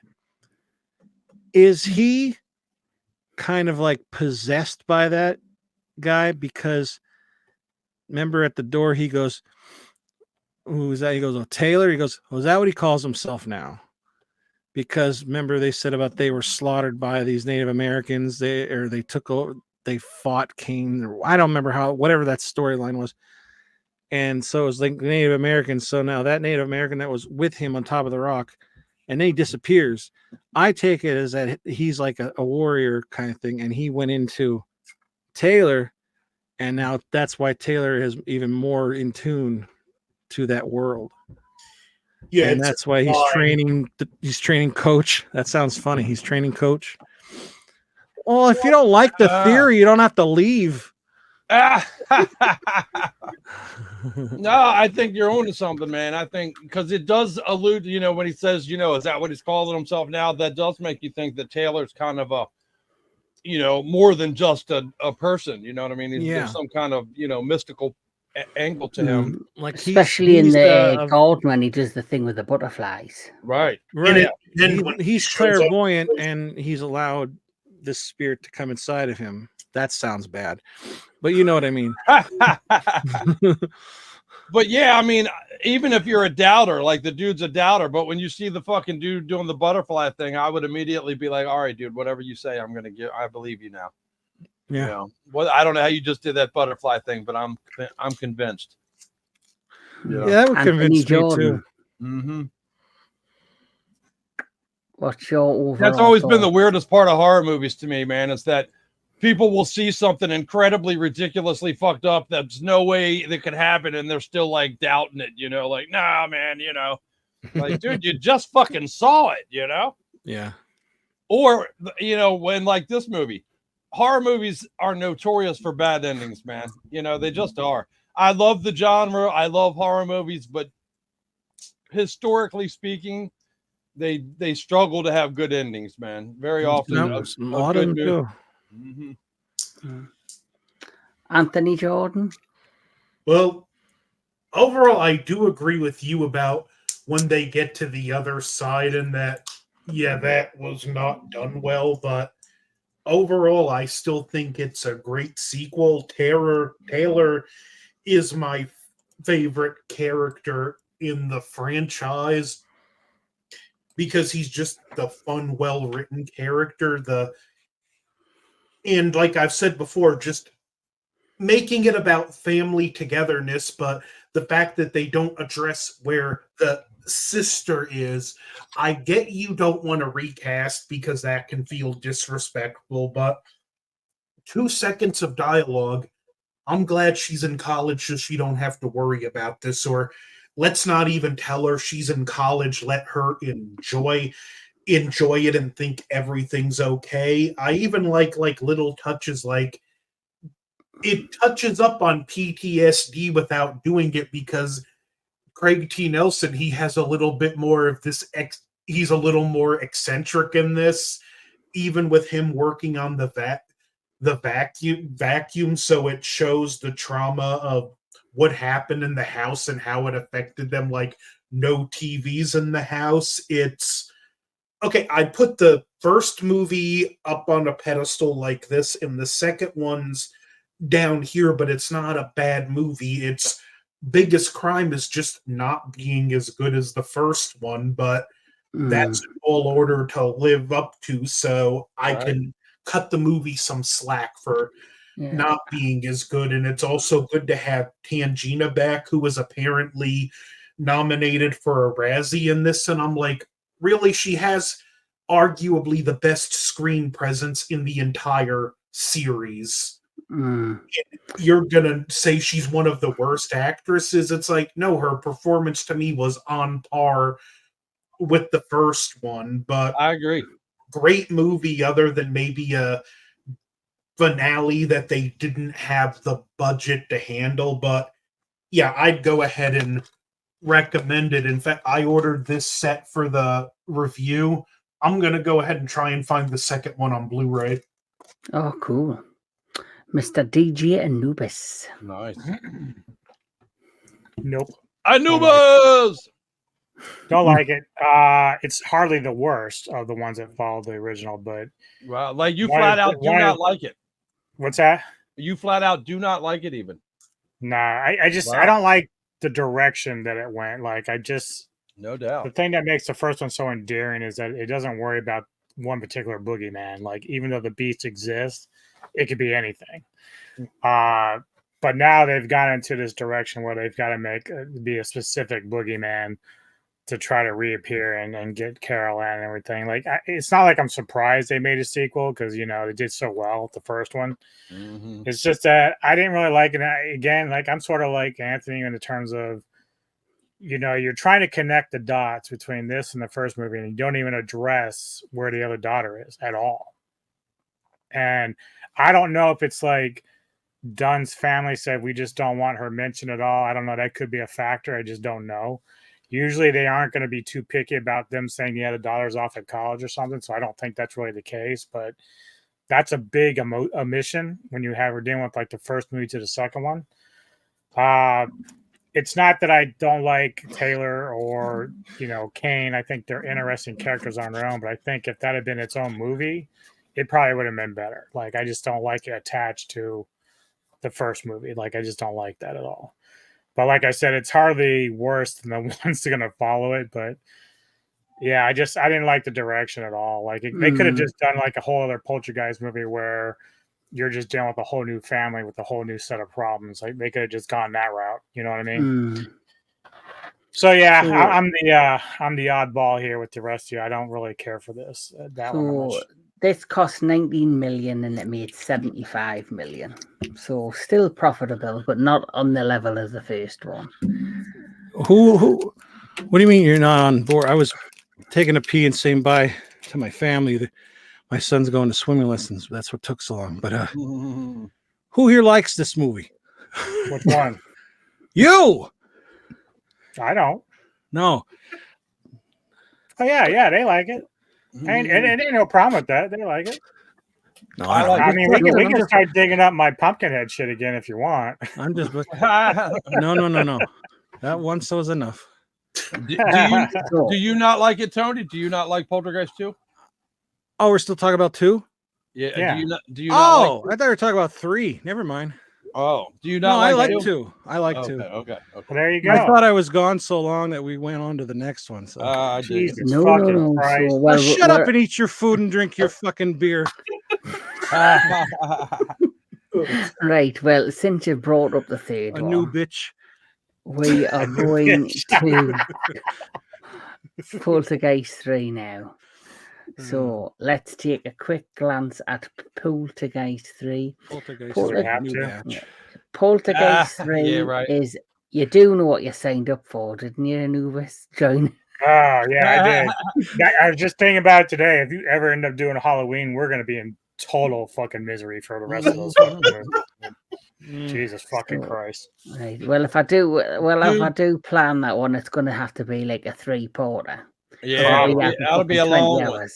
That'll be a long one. So Yeah. Poltergeist I'm 3, just gonna say on the preface of 3 though, I love Tom Skerritt. It's a shame he's in this piece of shit. Dude, But I was gonna say Agreed. the only thing that I really dislike most about this film is the Mhm. wasted fucking talent, dude. yeah, Tom Skerritt, Larry Flynn Boyle, Nancy Yeah. Allen. yeah. Holy fuck, dude! Yeah. Jesus Right. Christ! Oh man, How do you fuck that I up? love Nancy Allen, dude. I love. Yeah. Mhm.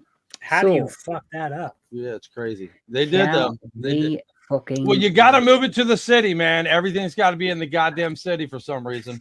Kane Right. takes over Manhattan. Yeah, right. Exactly.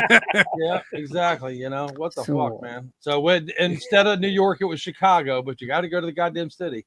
Right. Kane comes out of the window. You're all gonna die. Fuck you. Yeah, Yeah. right. Exactly. Go fucking this is Chicago. Suck my balls, bitch. You're all gonna die, but I'm not gonna get to you until this traffic lets up. God Yeah, damn it! right. I'm gonna die because of the fucking Cubs. Fuck you, buddy. You're all gonna die. You do realize this is a gang city, right? You might as Yeah, well right. just say the sun's gonna rise. Come down here, Oh my motherfucker. God. Say it to my face. Yeah, right. I'm gonna cap your ass, motherfucker. Yeah, no shit. Dude. Right, Right, have you Kevin? gotten all of that? Have you gotten all that out your system? They got Yeah, a I whole. think we did. They got a whole bunch of people that look like Kane. They're a bunch of heroin Well- junkies walking through Well, Chicago. Ah, The we're having way thing- too much fun with this one. Yeah, With that's this what's up. I will just mention this. With this poster, it is the Wilson Tower, I think, Mhm. in Chicago. And me and a good friend of ours, me, Anubis, and Anthony Jordan, we were at Chicago I in wasn't there. 2023. I know you weren't, but I'm getting there. I said a good friend of ours, of me, you, and Anubis, me and Walter were in Chicago for G Fest, and me and Walter were actually at the top of this tower. So it's cool to know I've been in a tower that a horror film was filmed in, Oh. and we're Does also it look actually like the same from back then, or is it like totally different? it's been like this. It looks the same, like from the outside, but it's obviously had a few moderations and stuff. There's still a bunch of Well, mirrors. yeah. Well, no, I actually didn't see a bunch. Actually, in the elevator, it's full of fucking mirrors. To be fair, but what was I going to say? But we also went down the street where, God rest his soul, Heath Ledger filmed the scenes in The Dark Knight. Yeah. Oh, I didn't know that was there. Yeah, we went down that street. Cool. So gonna just continue on and talk about the next movie, which of course is the Poltergeist 3. So let's fucking get the show on the road with this masterpiece. Mm-hmm. Yeah. So Poltergeist 3 is a 1988 American supernatural horror film co-written and directed by Gary Sherman and starring Tom Skerritt, Nancy Allen, Heather O'Rourke, and Zelda Rubinstein, with the latter two reprising their roles for the previous films. The third and final entry in the original Poltergeist film series, it follows young Caroline Freeling, who is terrorized by a malicious spirit while staying in her aunt and uncle's apartment at Chicago's John Hancock Center. So this film cost $9.5 million. So each film, the budget seems to get lower. Oh, they didn't have faith in this because one. the first one cost 10. The second one was the most. They spent 19 on that one, but that only did 75 million gross. When this one, they went back down to 9.5, but it only grossed like 14.1. So I don't know if it just jumped the shark at that point or if the promotion was bad. Either way, it didn't do very well. And they did not have the budget for what the special effects needed. Yeah. Nope. Well, it did jump the shark in this one. This is the one where the Tangina character or whatever, it definitely jumped the shark, where it feels completely forced in my opinion. You know, the Chicago angle of it feels completely forced in my opinion. You know, I get that you were trying to do this cool thing with the mirrors, I guess, but that should have been a movie you did on its own called Mirrors, maybe, motherfucker. You know, I don't understand why you tried to it's interesting because when Anthony talks about Tangina, the character, had they gone that route after the first movie and focused on her, so think of like the Conjuring stuff, follow and all her, the side projects. So they could have did something where Tangina was like your focal point, just doing all these different kind of investigations. Yeah, that would have been amazing. Worked better for the series than trying to stick with the family aspect of it. I could not agree more, man. I think that would have been a far better way to go with it. By this point, everything is tired. Like, right, even that version of Kane is very laughable. You know what I mean? It's like they've dumbed it down to the point where, like, honestly, it was an insult to put that guy in there as Kane, in my opinion. You know, to the franchise. But oh god, I forgot about that one. Right there, you go. That is actually a perfect picture for the encapsulation of what that looks like an Aphex Twin video. And it feels like they tried to merge like 5 movies into one, man. They were like, I really want to keep the Kane angle, so we'll do that. I really want to keep the Tangina angle, so we'll throw that in there. Hey, I got this really weird mirror idea, man. Let's go ahead and throw that in there. You know, like, it's very fucking potpourri of a bunch of bullshit. It doesn't work. You know what's scary that a lot of people don't think it is? Ice. Right. Yeah, right. Let's terrify everybody with ice, right? You know. Well, since this is everyone's favorite, I'll just quickly go through the plot. But before I move on, though, I think I got the plot for you. Okay, the plot is what Anubis said is very important, though. The cast is so strong; it's such a strong cast.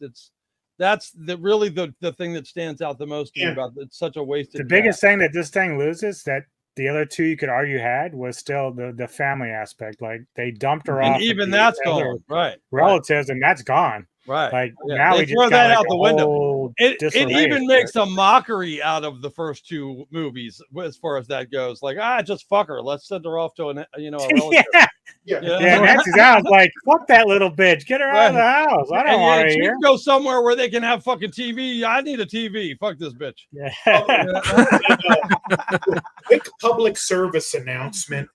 If you like to make drinking games out of things in movies, do not do every time someone says Carol Ann. In that even if motherfucking you will die of alcohol. You will die. Yes.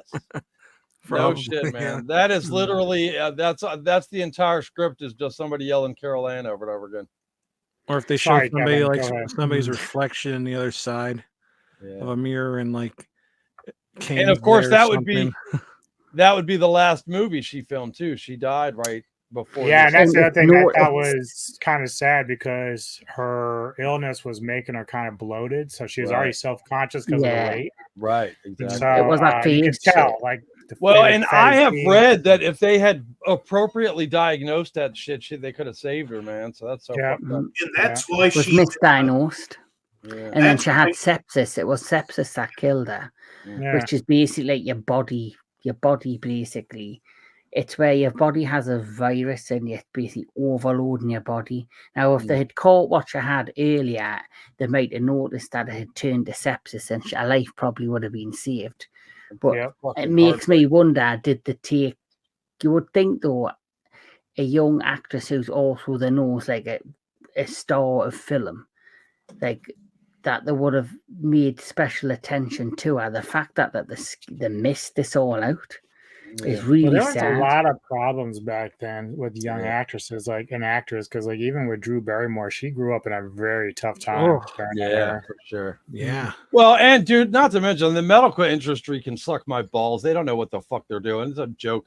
We could do an entire fucking show on ridiculous, fucked up things doctors have done and been wrong about and fucked up. Yeah. You know what I mean? He has a personal experience. He's like, I have I could write a book myself, man. Like, fucking, I have zero trust in the medical industry, so fuck them cocksuckers. Burns, how many messages did I have to leave for a burn center before they would call me back? You know what the fuck? Crazy, dude. Yeah, they fucking somebody should have been sued because they killed that poor little girl, bro. But yeah, you know, I agree. Yeah. So the final film in the original trilogy, Poltergeist 3, directed and co-written by Gary Sherman, was released on June the 10th, 1988 to protect Carol Ann. The Freelands have sent her to live temporarily in Chicago's skyscraper with skeptical relatives Pat and Bruce Gardner. Skeptical is a complete understatement, by the way. Like, how much proof do you need, bitch? They're over and over, like, seeing ridiculous, fucked up things, and they're like, no, what are you talking about? You're making it up. Like, bitch, you just saw that's such a stupid angle in this. I hate that about this movie, dude. Yeah. His acting was horrendous in this. He's an asshole, but I like him, and I like what he deserved.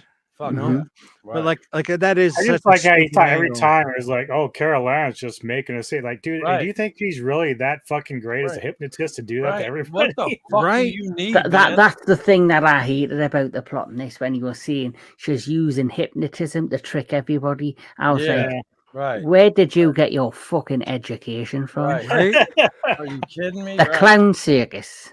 I don't know how that guy has a girlfriend or a wife or whatever. He treated her like crap at the house before. Yeah, dude, right? What the fuck? It just made no sense. No. However, during psychiatric sessions, Carol Ann's recollection of her experience enables Kane and his followers to locate her and make contact through the building's unique mirrors. The ghosts abduct Carol Ann and then Donna, prompting Bruce, Pat, and Donna's boyfriend Scott to enlist the help of Tangina, who eventually escorts Kane into the spectral light. A dime store version of Kane, by the way. And by the way, I still think out of all the Thrill films, even though I didn't like what they did to the Tangina character, she is the best part of this film. Yeah, they make her a joke in this. What movie, the fuck? Yeah, that's all I said when I saw that scene. Right, exactly. Accurate fucking reaction. That's how it was. I was like, "Are you kidding me?" Because I've never seen this one either. The only thing I remember, this movie is an insult to the franchise for sure. There you go. That's the best scene though in the film. I love that scene. That's freaky. That's freaky as hell. But then that means she's done. Like, she's done for. I thought that was like, for such a core character in this series, for her to go out like that is, again, you don't like it, don't leave. No, but like, yeah, she's such a core leaves character. Every time you're talking, Tony. So I know. like I said, she's such a core character to just like take her out like that. It's like such an insult. Dumb. Yeah, it is, man. It's an insult to the character and it's an insult to the viewer. If I were her and I read that script, like, she must have been needed money, or she's just like whatever, because or they change it last minute on her and she's like, oh, okay. Moviegoers all across the country were slapped in the face by that exit from that character. She should have been like Craig T. Nelson and just said 2 is enough. Yeah, right. You're right. But hard to say no to that. Hard to say no to that check.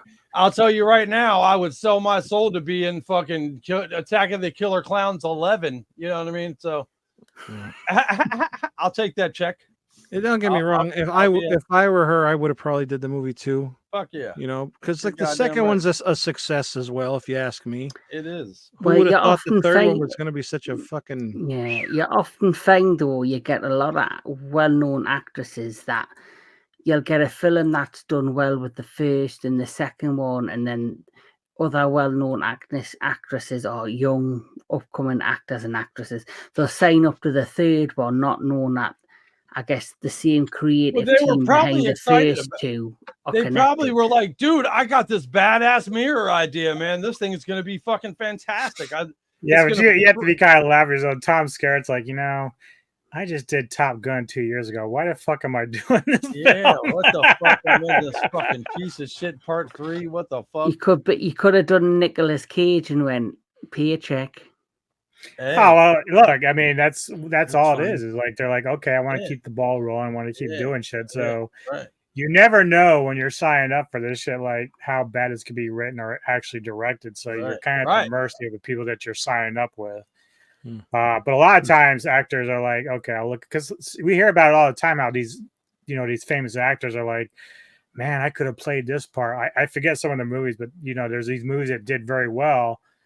And there's like some other actors that were auditioning or at least given a script, and they're like, "Nah, I don't want that." And then they like regret it later. So, look at the first Halloween. Granted, the right one got cast with Donald Pleasance, but I think it was Christopher Lee's agent or Peter Cushing. I can't remember which one turned it down without even telling him about it. Mm-hmm. Ain't that a bitch? But at the same time, because Lee and Cushing love to do horror. They love to do it. Fuck yeah. At the same time, though, even though they're iconic, I can't see anybody else playing Loomis. Yeah, no, I agree. No.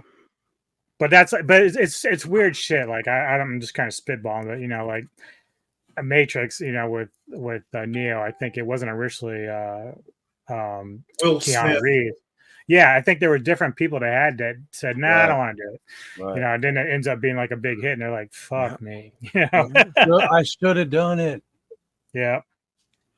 Yeah, there's a load of actors that's turned down film roles that they wish that they had done after they were successful. He has another one I can think of off the top of my head. Sean Connery was originally asked to do Gandalf in The Lord of the Rings, and he turned it down because he couldn't. He'd never read the books and he didn't understand the material. So what was it that Will Smith turned down something to do that stupid Western movie? What the fuck was it?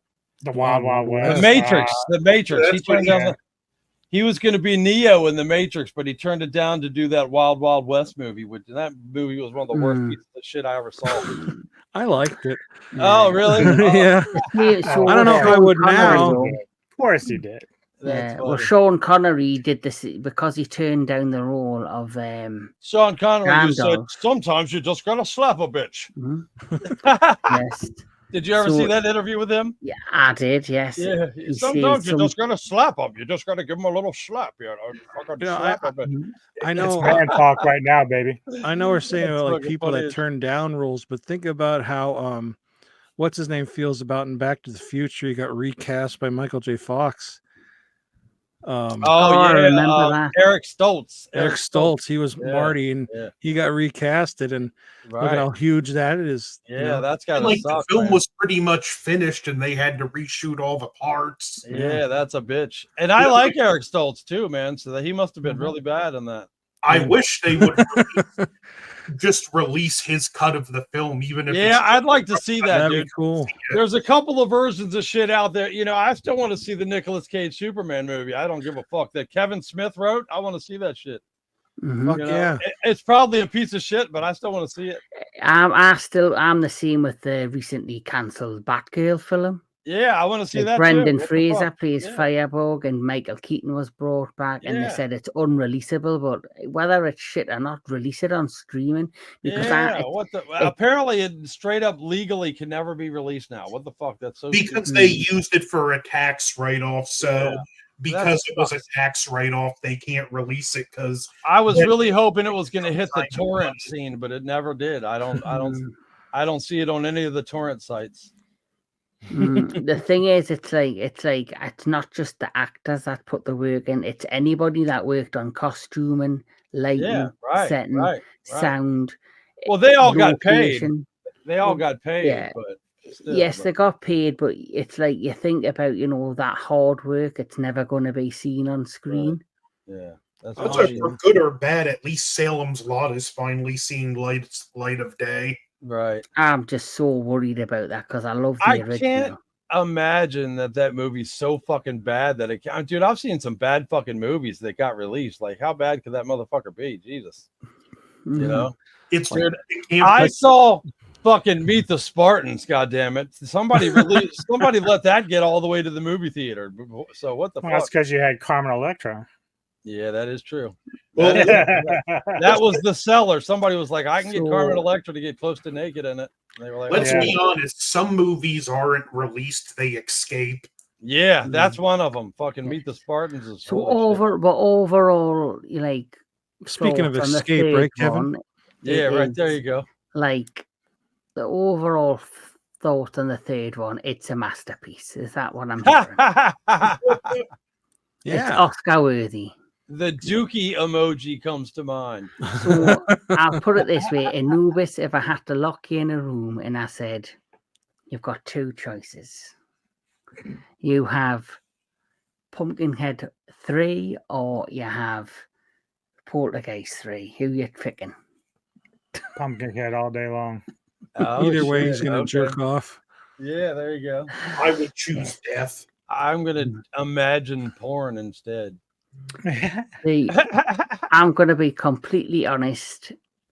If you say you liked it, I'm going to literally strangle you through the fucking video. I thought he was going to say, I'm going to lock you in a room and you either got to watch the movie or touch my penis. So promises, Anubis. Promises. I actually don't hate it. Oh, no. But I don't no. God damn it, Kevin. It's disappointing how it turned out, but I don't hate it. So let's go on to the remake. He didn't even ask anybody else what they thought about it. Yeah, you didn't even ask. Yeah, right. Yeah, give them. Let's talk about. Hold up. Yeah, he's probably like he said his piece, like fuck you guys. I'm just moving on. You talked enough.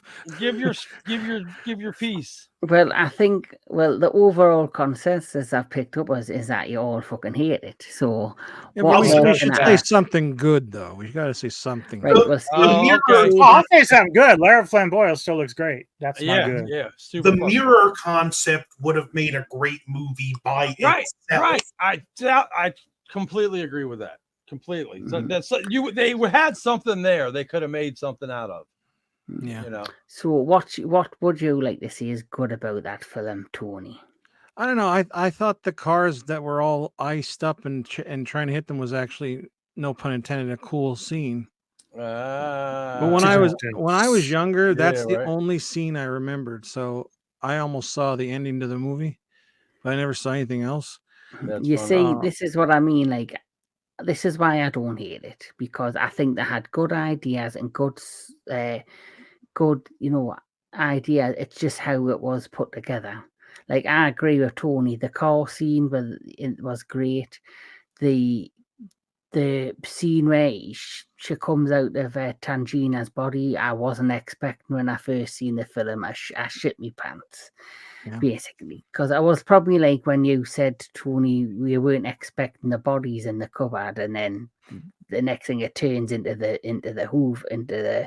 vacuum cleaner. Right. So I was not expecting for Tangina to go out the way she did, so that did piss us off. It's a frustrating movie. In the just the way it ended, how after all that shit that Tangina. It's a fuck you Caroline to the fan. Went through. how does Kane go away? He just decides to walk into the light with Tangina. Yeah, right. With But no for me- bring you into the light. But you see, that for me made no sense. Yeah, That for me stupid. made no sense because Because it's he was fucking controlling, he was manipulative, stupid. he was pure evil. He wanted to control and trap people. So why would he go into the light? It was Yeah, totally off If there's character. a heaven and hell, why is he going there? because the plot said he had to. Yeah, right. Exactly. But the thing is, did he go into the light? Because the final scene in that movie is you see lightning hit the building and you hear his, his laugh. So has he not manipulated Tangina? and he That was didn't just actually go into thrown the- in there in case they did part 4. I think so too. Yeah. I think so too. That's very true. But even if that is the case, it still makes me, for my peace of mind, think he tricked Tangina and she's now trapped with him. Oh, maybe That's they're how I look. trapped. So Maybe they now, have him- now maybe they they- got to go back to Chicago for another movie. Then. Oh no. Kane and Tangina sitting in a tree. Yeah, Fucking. So First comes let's move fingering. on to First comes fingering. face. Sorry. Shoot it on my face. the best of the bunch. Oh, So A Poltergeist. completely 20 unnecessary remake, by the way, because I mean, the first Poltergeist is not that fucking old. It still stands up very, very well all by itself. It's still worthy of watching all by right now today. Like unnecessary. Well, remake. don't we say this about all the fucking original films? I hate to say it though. It I is agree. that fucking old. I Say mean, what? even when this was remade in 2015, it still was pretty an old movie. Poltergeist is old, you said? Yeah, it was Yeah, 82. it is. But I was born in so you're never gonna 1983. get away from. You reboots. can They're watch just it gonna right keep now doing though, it. and it stands up just as fine. Yeah. Oh you yeah, know? agreed. A reboot of the original film Poltergeist was directed by Gil Keenan and released on May the 22nd, 2015. It centers on a family struggling to make ends meet who relocate to a suburban home. As in the original, the youngest daughter is kidnapped by spirits and inhabited the house. Sam Rockwell and Rosemary Jewett star as the married couple. Kennedy Clemens plays the daughter, and George Harris plays the host of a paranormal themed TV show who comes to the aid of the family.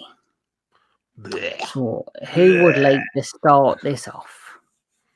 We'll go with DJ Anubis because he loves this. Yeah, it's his favorite movie ever. He probably did like it. There's some hotties in it, I'll tell you that. All right, let me cover some ground here. So I went with the open mind. I thought initially I'd seen this, but when I talked to you all last time, I hadn't. So this was actually the first time I actually sat down and watched this when I did. As Tony said, I'm a big Sam Rockwell fan. I really love his work and other stuff. So with him attached to it as far as name, I'm like, okay, maybe we're going to go into some pretty good territory here. You know, this guy knows what he's doing. Now, the rest of them, I think I've seen Rosemary DeWitt and other things. I've seen, she looks familiar, but I can't really place it. But one thing that's very obvious about this film versus the original is that family chemistry. You do not get the same vibe at all between the actors. Like, it's just not there. So that's already a negative. If I'm going to put anything in the good category with this, is that because of the way time has gone on with technology, I did like the aspect of the GPS, the phone attachments, the technology playing a bigger part than in the first one, whereas it's just a TV initially, the old school shit. Right. Now we have more technology, so the sources that paranormal activity can use to utilize to get around the house is a lot better now. And yeah, you can see different ways of going about it. So from that angle, it had a pretty good premise of how it could actually incorporate the poltergeist, but I don't know, man. It was just kind of all over the place, and again, it really comes down to your actors involved. Like, they're the ones that are centerpiece for the entire story, especially if you're redoing the first one. If you were doing the third one where it's not as important, then yeah, you're just going for the horror effects. But In this case, the family dynamic is just not there, and so you already kind of get lost. And then even in some of the subtle changes, so like, you know, Maddie ends up going into the closet and she looks back and it's like fading away rather than like maybe just disappearing behind a blanket into the void. You know, we kind of have more direct, like in the first one, you never saw exactly what happened to Caroline. You never saw any kind of like where she went. It just, we found out later she was in the TV somewhere. This one, we kind of see that she notices that she's going somewhere where she shouldn't be. So it's kind of just giving away. It takes away the mystery again, kind of like what we were talking about before. Show the once you monster's start face. going to the other side, so to speak. I don't know. I can't keep. The only thing I just can't keep harping on the family dynamic of it all because it didn't do anything for me. I wasn't invested in the characters at all. And that takes away from a movie right away. If you don't even care what happens to him, then you're just tuned out. Right. Yep. So I guess I'll throw it over to Anthony, man. You go do your thing. What'd you feel about it? Well, just bear with me for this first statement. Is it the worst remake ever made? No, but it's definitely the most forgettable. It just doesn't stick with you. I will say 3 things I will compliment this movie on. One, like Anubis said with the GPS, I thought that was clever, seeing where they are on the other side in relation to the house. The TV scene, as stupid as they are here instead of they're here, I thought it was a pretty effective and creepy shot when she's placing her hand against the TV and you see the ghost placing their hands against the TV on the. I love that shot, and I'm not going to apologize for it. No, that's actually pretty clever. That was pretty clever. Yeah, I agree. And a whole like Dawn of the Dead type thing from the 2004 thing going on. And as Tony said, the way they handled the other side, why I would have still preferred not to see it, was at least done better in the fact that just between the way they used the CG and just the lighting that you got to see it without seeing much. Other than that, I don't have nothing to say about it. The little girl was a little heathen who they probably should have left there. The sun being powered got annoying, and I'm sure the realtor loved selling the house to an unemployed family. I wondered about that myself, dude. I swear, like, I will say this, like the other thing, like we talk about wasted actors and characters, like Jared Harris, who plays Kerrigan Burke. That dude was excellent in the Sherlock Holmes films. You know, he's great in those. This character was very forgettable and laughable. I did not get into it at all. Yeah. And that's I think he's a very talented actor. That was another great aspect of this film, unlike the original. Like you had someone like where the oldest daughter was looking at a dude who does ghost hunting. So that's kind of cool. Like you're adding another aspect that we didn't have before. But it was wasted because it was just other thing, like when he's showing the son his scars. I got this kick getting this ghost off of it. I got this from this, and I'm like, I'm more interested in a movie about those scars than I am what's happening here. Yes. It would have been great, you know, if this film had done well. I agree with what you're saying, Anthony, because I could have seen like what they've done with like the Insidious films, where the focus was on the family, the Lambert family. And then the sequels or the prequels focused on the main, you know, the lady who was in the first film, who you see get killed at the end, but then she makes an appearance later on as a spirit in a sequel, but then you see her backstory. As an Obi-Wan Kenobi. Then you see her in the prequel. I would have loved to see that. If this had been successful enough, I would have done a prequel with that character. You know what? You might as well just say Insidious is the true remake to Poltergeist. Yeah, but it's definitely influenced by this. Like I was saying before, my most disappointing part about the sequel, Poltergeist 2, was the back when you went into the other side, how it looked. where you would think, especially if you're going at the Kane's domain, it would be look demonic or have more of a scary tone. In this, it delivered it. And when you have mentioned Insidious, I loved how when they went through the red door and you went into the red demon's keep, it looked terrifying. Right. That's They what did you a were. good. Right. Yeah, that's Exactly. what I was expecting from when you go to the other side, because there'll be Yes. different versions of the other side. Like, obviously, the fact I was disappointed in the second one is the fact that the other side, basically, you know, it should have been dark and scary. Where if, say, you went to the other side to visit the grandmother, It's in the her domain, entire basis of the fucking thing is the other Yes. side. You know, it's in the Poltergeist and all that. I right. think there should be different versions of the other side. There should be like nice versions. Like, so if they went to visit the grandmother, it should look like fucking the Wizard of Oz land. But then the fact that you're going into Kane's domain, it should look fucking scary as fuck. Should look like the background. Yes. You know, like red and fire and just, I don't know. But sorry I've been away because I've been going up and down because the cat's in and out the fucking room, and I've had to keep meowing, scratching at the door.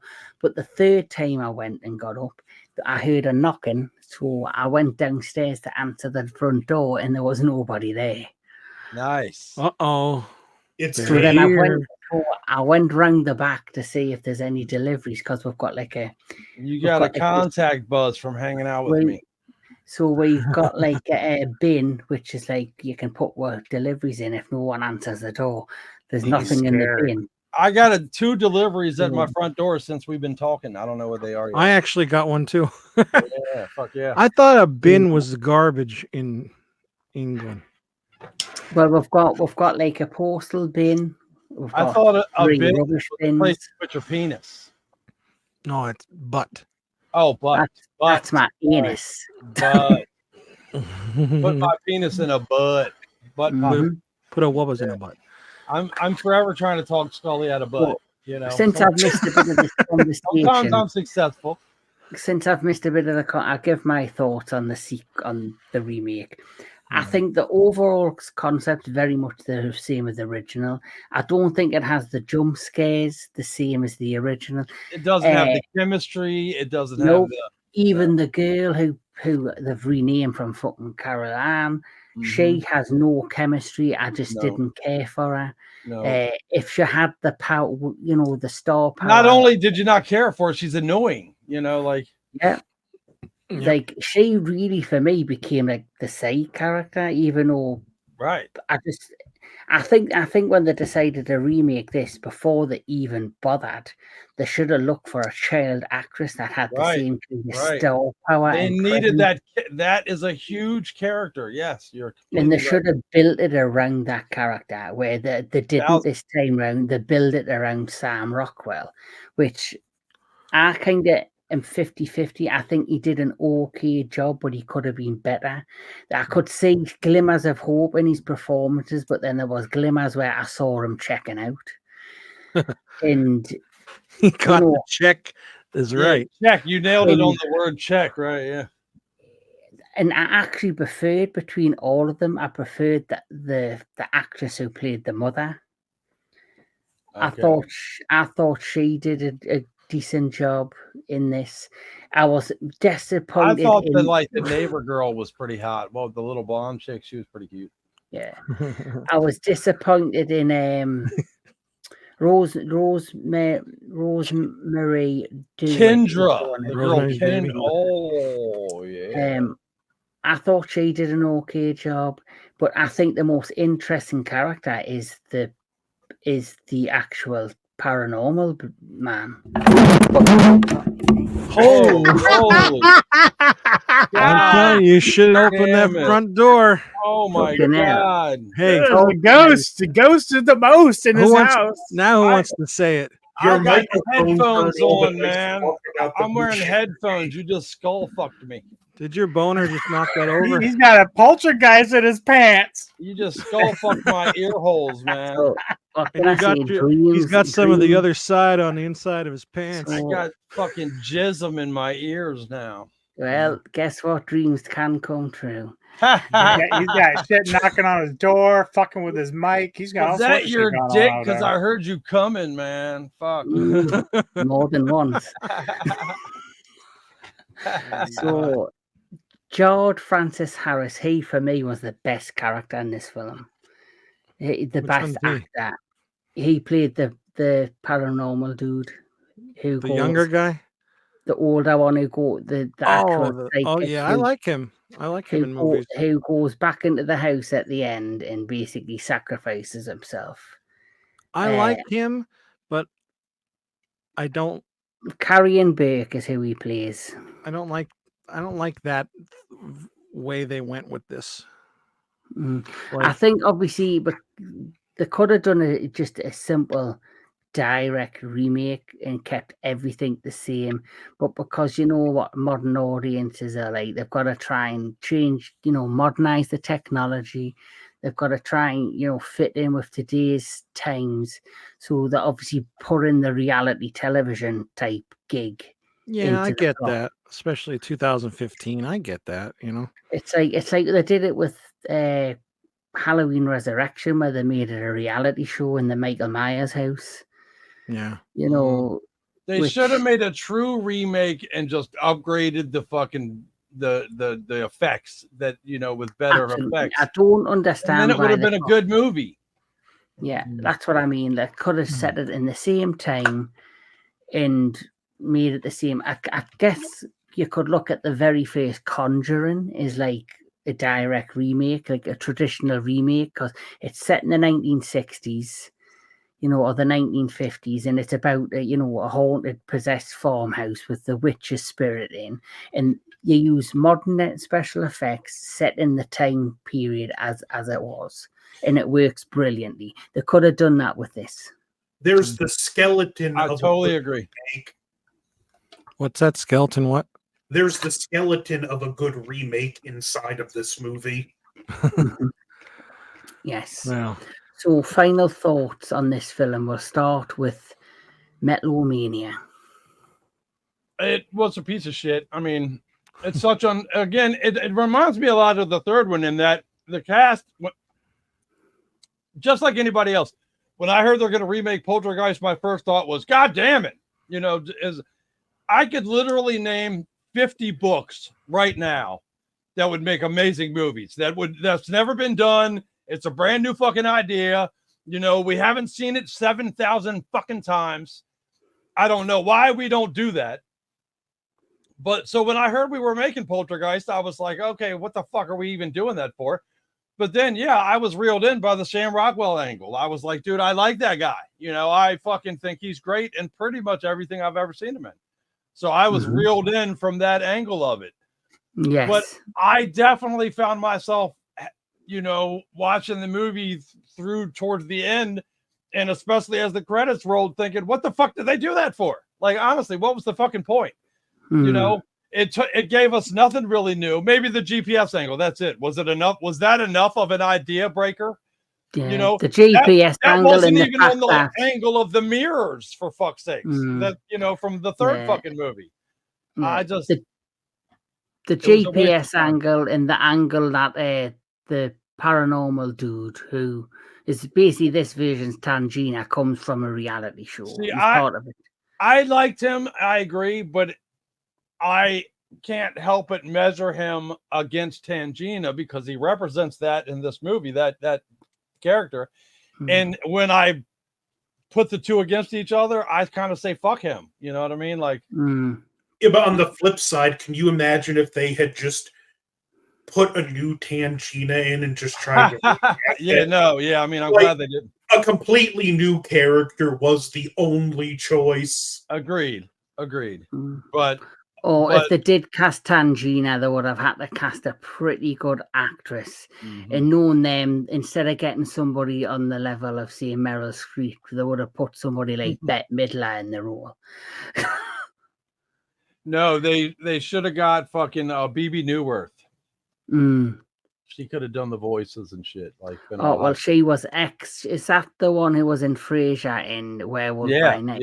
yeah. She is fucking phenomenal. Yeah, she's a voice actress in one of the new shits on Netflix. Fuck, I can't remember what it's called, but it's pretty funny. Oh, the Captain something, Captain Idiot or some shit like that. I do recommend it. I forget what the fuck it's called, but Captain something on Netflix. She's a voice actress on it. BB Newworth, I love her. Yeah. So On top of she's goddamn beautiful. But anyway. Yes, Anthony Jordan, your final thoughts? It's forgettable. A couple weeks from Forgettable. now, I doubt I'm going to remember anything about this movie, and that's like one of the things. Like I said, it's not the worst remake ever, but it's just the most forgettable. I think, for example, the remake of Psycho is a million times worse of a remake, but because it's a shot for shot in almost word for word of the original, you know, you for good or bad, you still remember it. Where this one, it's one of those films you'd go see it, and by the time you get home, you couldn't say much about it because you don't remember. Would you, Anthony, put this in probably your top 10 worst remakes, or do you think? Maybe top 15. But again, that's just because of the forgettable aspect, and it's like there are so many other worse ones where I can that are glaring, right? I can remember and pick apart why it's a worse remake. Yeah. DJ Anubis.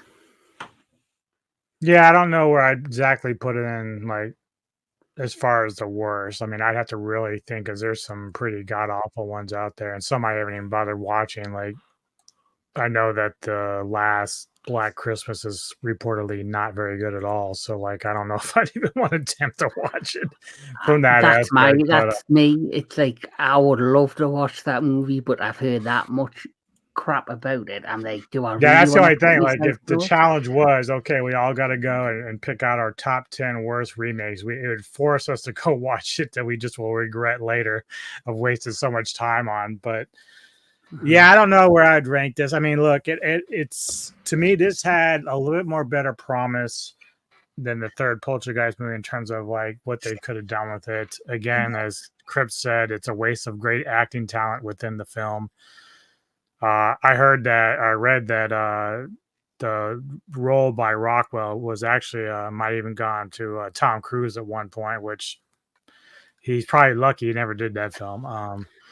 Whoa, no shit. I didn't know that. That's wild. Yeah, but yeah, I don't know. Like it did a little bit better for me than the third film, but none of these I can say really measures up to the original. Like the original is just top tier stuff. Like you can't get past it. So, Mr. Tony of the Dead, what is your final thought on the remake? It's his favorite movie. Favorite? He has masturbated to it 36 times. While we're talking about it. Well, I'm up to number 52. Oh, I got some catching up to do. I lied. I kept on going out for toilet paper.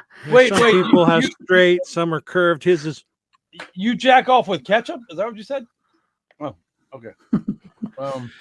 Anyway, my final thoughts. I jack off with ketchup, so it looks like there's a victim. Anyway, go ahead. I guess technically every time you come, there is victims. But yeah, this was like Anubis. This is my first time watching it as well. The only thing I ever knew about this was the clown nose and attacking. You know, I'm gonna call him Robbie, as I can't remember their names because I don't care about them at all. Right, exactly. That's the problem with the movie, right there. Yeah, there's no. I didn't really say what I thought about it. I lost my internet connection there for a second. It's been doing it lately, or it's Poltergeist. I don't know, but I didn't. Again, you know, all the stuff we said. I didn't feel anything for the family, and what could have saved it is if they actually looked like they were in more turmoil when she was gone, because in the original, you could see the pain they were in. They wanted their daughter back. Craig T. Nelson looked like crap. Like they're all worried and they're just like at the end of their wits. They don't know what to do. This one, it's just like so quick. They got this team in, it seemed like, and then I didn't like the team very much. Like it wasn't like as good as the team in the original. No, the original team was great, and this one, like even that guy, he was like joking around and stuff. It was like I could tell he was like going to be an asshole and like annoying. I the only thing they kept at original really was her haircut, except it wasn't blonde. You know, they could have got a blonde girl, and is it really hard to find a little person? You know, as much as I like that guy as an actor, Dinklage, they could have just gender swapped Tangina and done Peter Dinklage. Wow. Well, because they kind of have. Dinklage would have killed it because I love Dinklage. Dinklage is amazing. Yeah, Dinklage would have been pretty good, actually. Yeah, I used to love Nip Tuck. Do you remember the show Nip Tuck? Did anybody watch that fucking show? Oh yeah. Oh yes, Nip Tuck. That was a really good show. It was good. But yeah, like I said before, the when they go to the other side and you see her running around, it's all kind of creepy. I like that. Trying to think of something good to say. I actually kind of like, in a way, that they revert, because the little girl was annoying as fuck, and the Robbie was like more like taking over the whole. You know, nobody's listening to me, and I kind of liked him in this, like that kid. I didn't find him like they're kind of focusing on him more and made him the stronger character in the remake compared to the original. Just all Carol Ann, and now this is more him. I feel like the parents, I mean, I just don't. I felt Craig T. Nelson and what's her name were married. You know, it felt like it's just they're actors. Yeah. Right. And they were again, you nailed it. They were very quickly like, oh, our daughter's in the TV. So let's kind of calculate, instead of grief riddled, right. It was. And even how the burial ground thing is just quickly revealed in a piece of throwaway. Right. 1,000%. Right. That's such a huge part of the fucking canon, Right? Yeah. Yeah. So weirdly treated they so weirdly treated the original material. I'm sorry, Tony. No. Nobody's cutting me off. We're adding to it. I like it. But I mean that little Easter egg at the end where like they're looking for a new house and that tree from the originals in the back and they just take off. Right. It's like that's kind of a funny thing. I think. I'm glad I saw it finally, but it's not one that's ever going to be in my collection. I don't need this in my collection. And unless it's part of one of them boxes, a box set. Shout Factory does like a good box set or something. If it's like that, yeah. Oh, I mean, yeah. Same thing if they have the Pumpkinhead movies. I'll buy the whole box set, but I might have to skip out on the others. Unless there's some special features. Man, let me put that to you guys. I'm that guy. Even if I know the last Pumpkinhead movie's dog shit, which I did, I have to watch the whole thing. I have to watch the whole franchise. I have to watch the whole Wishmaster franchise. I have to watch when the new Poltergeist came out. Even if it weren't for the Sam Rockwell factor, which is definitely why I did watch it when I did, but I would have watched it. You know what I mean? Because I have to watch. I have to complete a thing, man. I guess that's at first we were like, no, we don't need to watch that. And then I remember we did the Evil Dead stuff. I'm like, whoops, maybe we do. Yeah, I had to watch all the Evil Dead stuff, When we did the Evil Dead franchise, you could be surprised by a good remake. That's the difference. And one thing I will give the Evil Dead franchise, the majority from the remake to the original movies, they were all based in like the woodland area, but then when they did Evil Dead Rise, they took it to a skyscraper or a group of apartments, but it worked because of how they did it. They tried to do something different with the third one, and I do believe it would have worked. It's just all the puzzle pieces just didn't come together. Well, here's the main problem with the third one, and I know we said this was, besides it being shitty, like the family aspect of it was gone. Even though they were family, but she didn't want to be called the aunt. Right. Nancy Allen was a fucking bitch in it. I know. And She's sure so was. hot. She should have. Child out of here. Kane should have took her and Yeah. then let Carol Ann with Tom Skerritt, Yeah. because she was undeserving of her. And I was like, I do love you. I guess shut the fuck up. Nancy You just Allen's like hot we're as telling, shit, get the though. little bitch out of here and get her. Yeah. Like, Right. shut up. I Well, hated Nancy Allen in that movie. Dude, not only did that movie was it absent the family aspect, it literally flushed the family aspect of the first two movies down the toilet. Yeah. It literally was like, fuck that bitch, throw her to Chicago. We don't want our kid anymore. We're jumping her off. Yeah, it kind of didn't make them two look, put them in a positive light, knowing that they would never do that. Yeah, no. That was if your a daughter's shitty being, writing. something's happening to your daughter, there's no way you'd be like, oh, well, then send her 100 miles away from where I'm at. You know, that's Let ridiculous. somebody else deal with this shit for Right. once. That's I want to sleep. Right. Nobody would ever do that. Prior to a rating these and give them our final thoughts, like I say, I know when we did the Evil Dead, we talked about the series, and we haven't done that because the series was four seasons. But I will talk a little bit about it just to give you a bit of a backstory in case you do decide to one day check out the series. So, The Poltergeist, The Legacy is a horror television series which ran from 1996 to 1999. So, this is the basic overall plot of the series. Founded in England, the rural house is located in London in the 6th century. The Legacy was established to collect dangerous and ancient knowledge and artifacts, solve paranormal problems, and protect humanity from supernatural evils. Over time, the membership expanded around the world. As the legacy grew, it established branches in other cities and countries known as legacy houses. These are staffed by small teams of specialized members. Each house is ruled by a precept who wears a signet ring engraved with a distinctive L. One of the original cast members notes that the whole team has rings, and only when a founding team was dissolved or a member lost, the rings were taken off and worn only by the precept thenceforth. Other houses are mentioned and occasionally seen in the series, but most of the action centers on the San Francisco house. Dr. Derek Raines is the precept of San Francisco house set in a castellated mansion on Angel Island in San Francisco Bay. The San Francisco house operates under the Geist of the Lunar Foundation, a philosophical institution that collects artifacts and antiquities. So that is the basic law and concept of the show. So it's really taking it from like just a haunted house concept to like a proper institute that hunts down the poltergeist. Like Supernatural? Yes, very much like it sounds a lot like the Friday the 13th series that they did a while back. Exactly. Yeah, but it must have been a popular show because it lasted 4 seasons.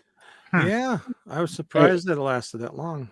It was shown on Showtime from 1996 to 98, then the Sci-Fi Channel from 1999. That's why. Sci-Fi Channel picked it up. Everybody, you ever say it like maybe the Sci-Fi Channel will pick it up? I used to say that about like Heroes back in the day. Yep. Well, now Netflix or somebody might pick it up at some point. Yeah.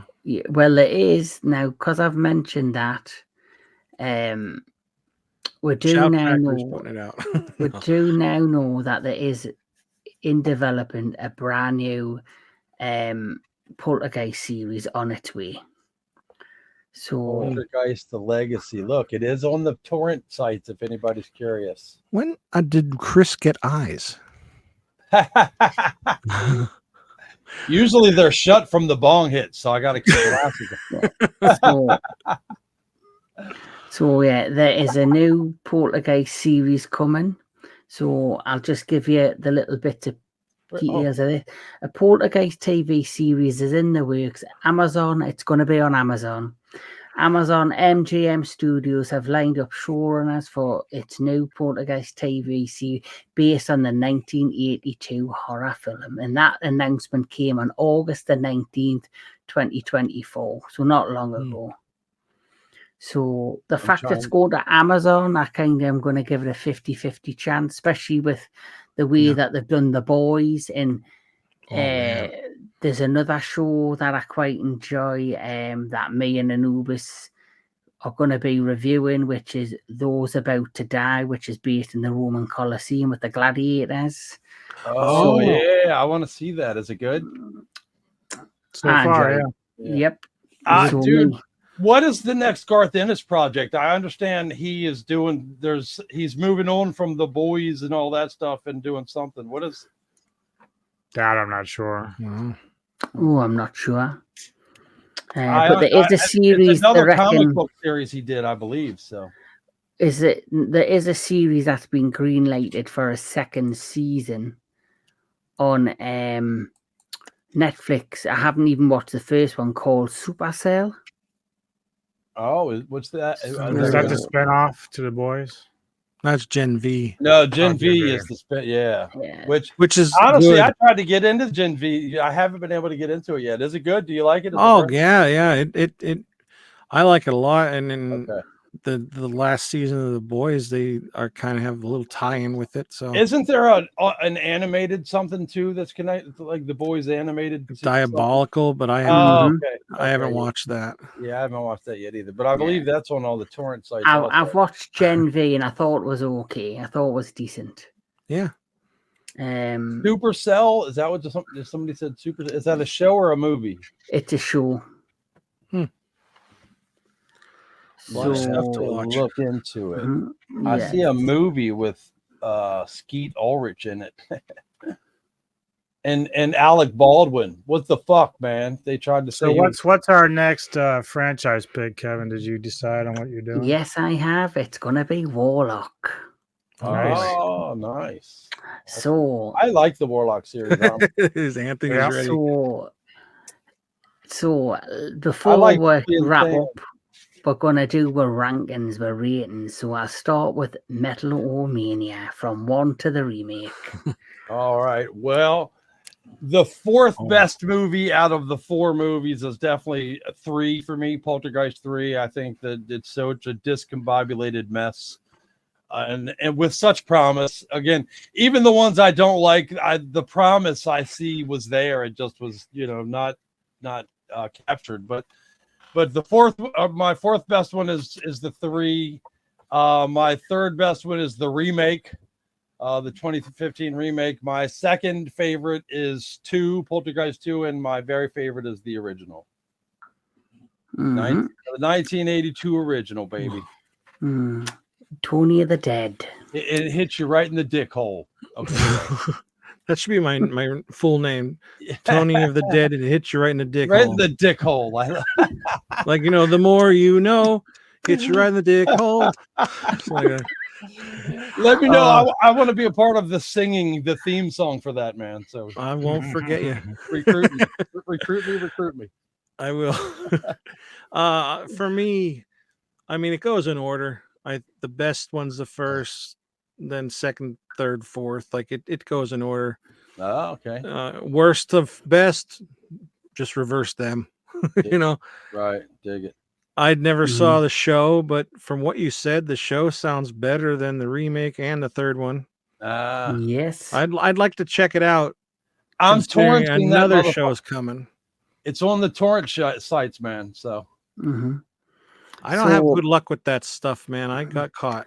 Oh, you got to have a VPN, man. I don't have. Oh, you gotta have a VPN.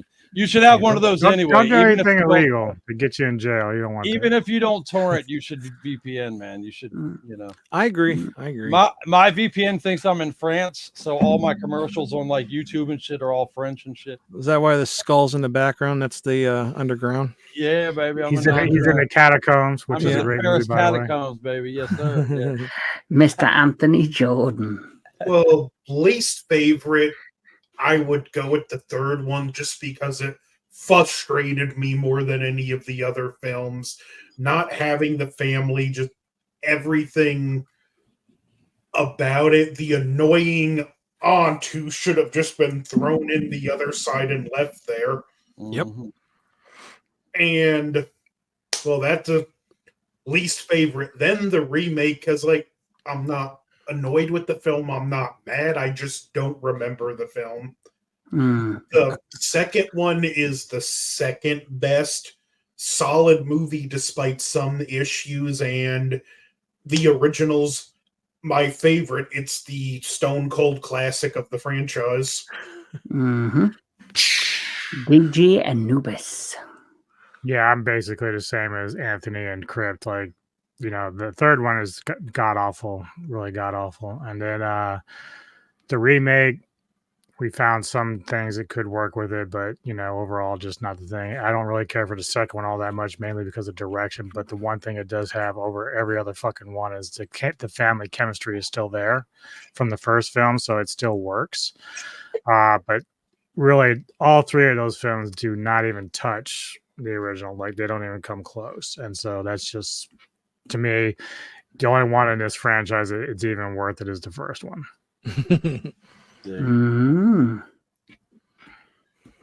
Anubis hard on a motherfucker. Well, I'm gonna say, of course, the first one is the best. Dig it. I love the second one, and I would probably keep them in order if I'm honest.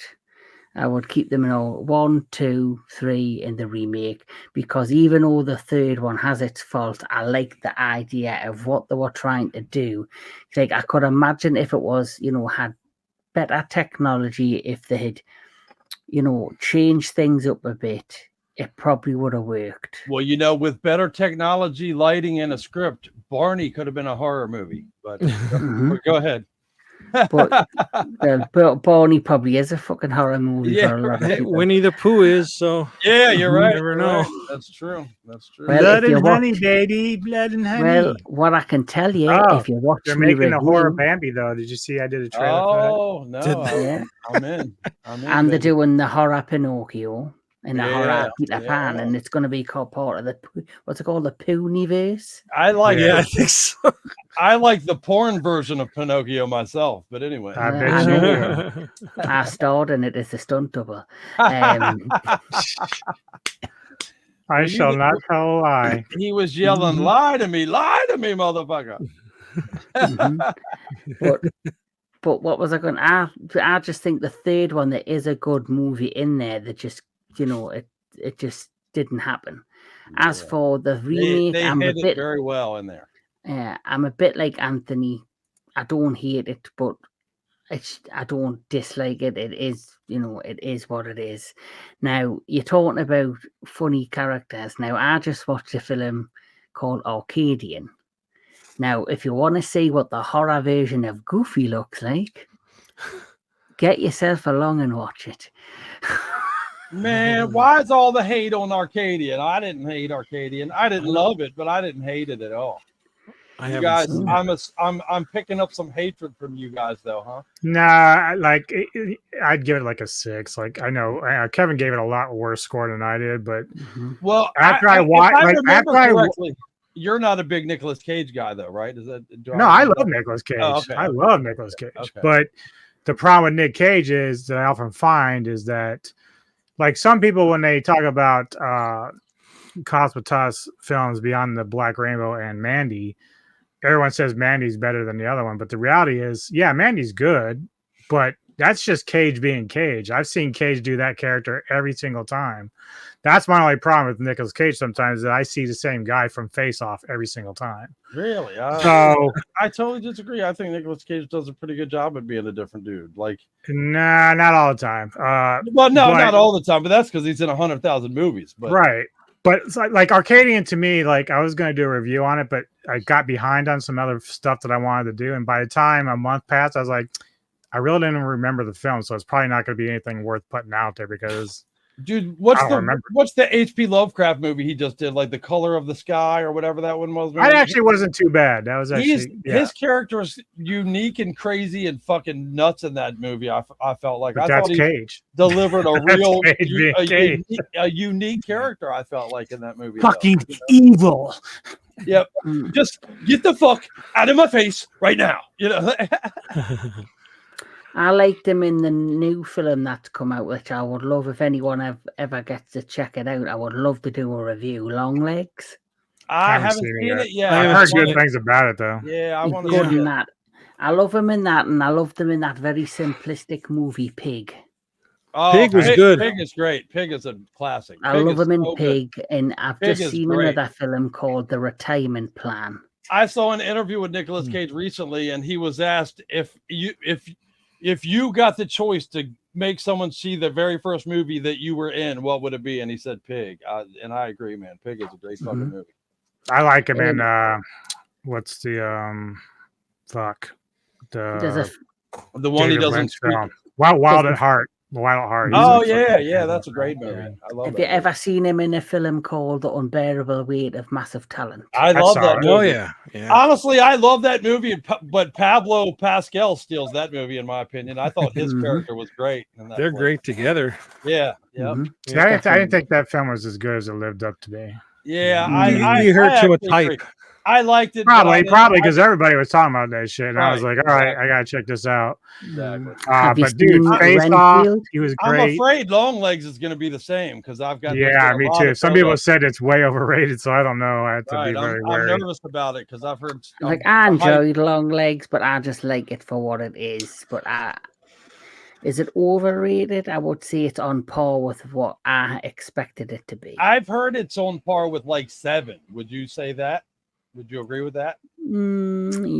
Yes and Seven's no. pretty big movie for me. I love 7. So don't go 7's anywhere. good. I just got a 7 piece. is great. So, that's with all that said, are you that's still a high recording here? praise We might want to get comparison. off the recording. Well, he's gonna edit it anyway, so. So I'll be right back. Don't end the show. We're fucking ending it, bitch. So, with all that said, and we've done my ratings, Mr. DJ Anubis, what do you have coming on the Metal Tavern Radio?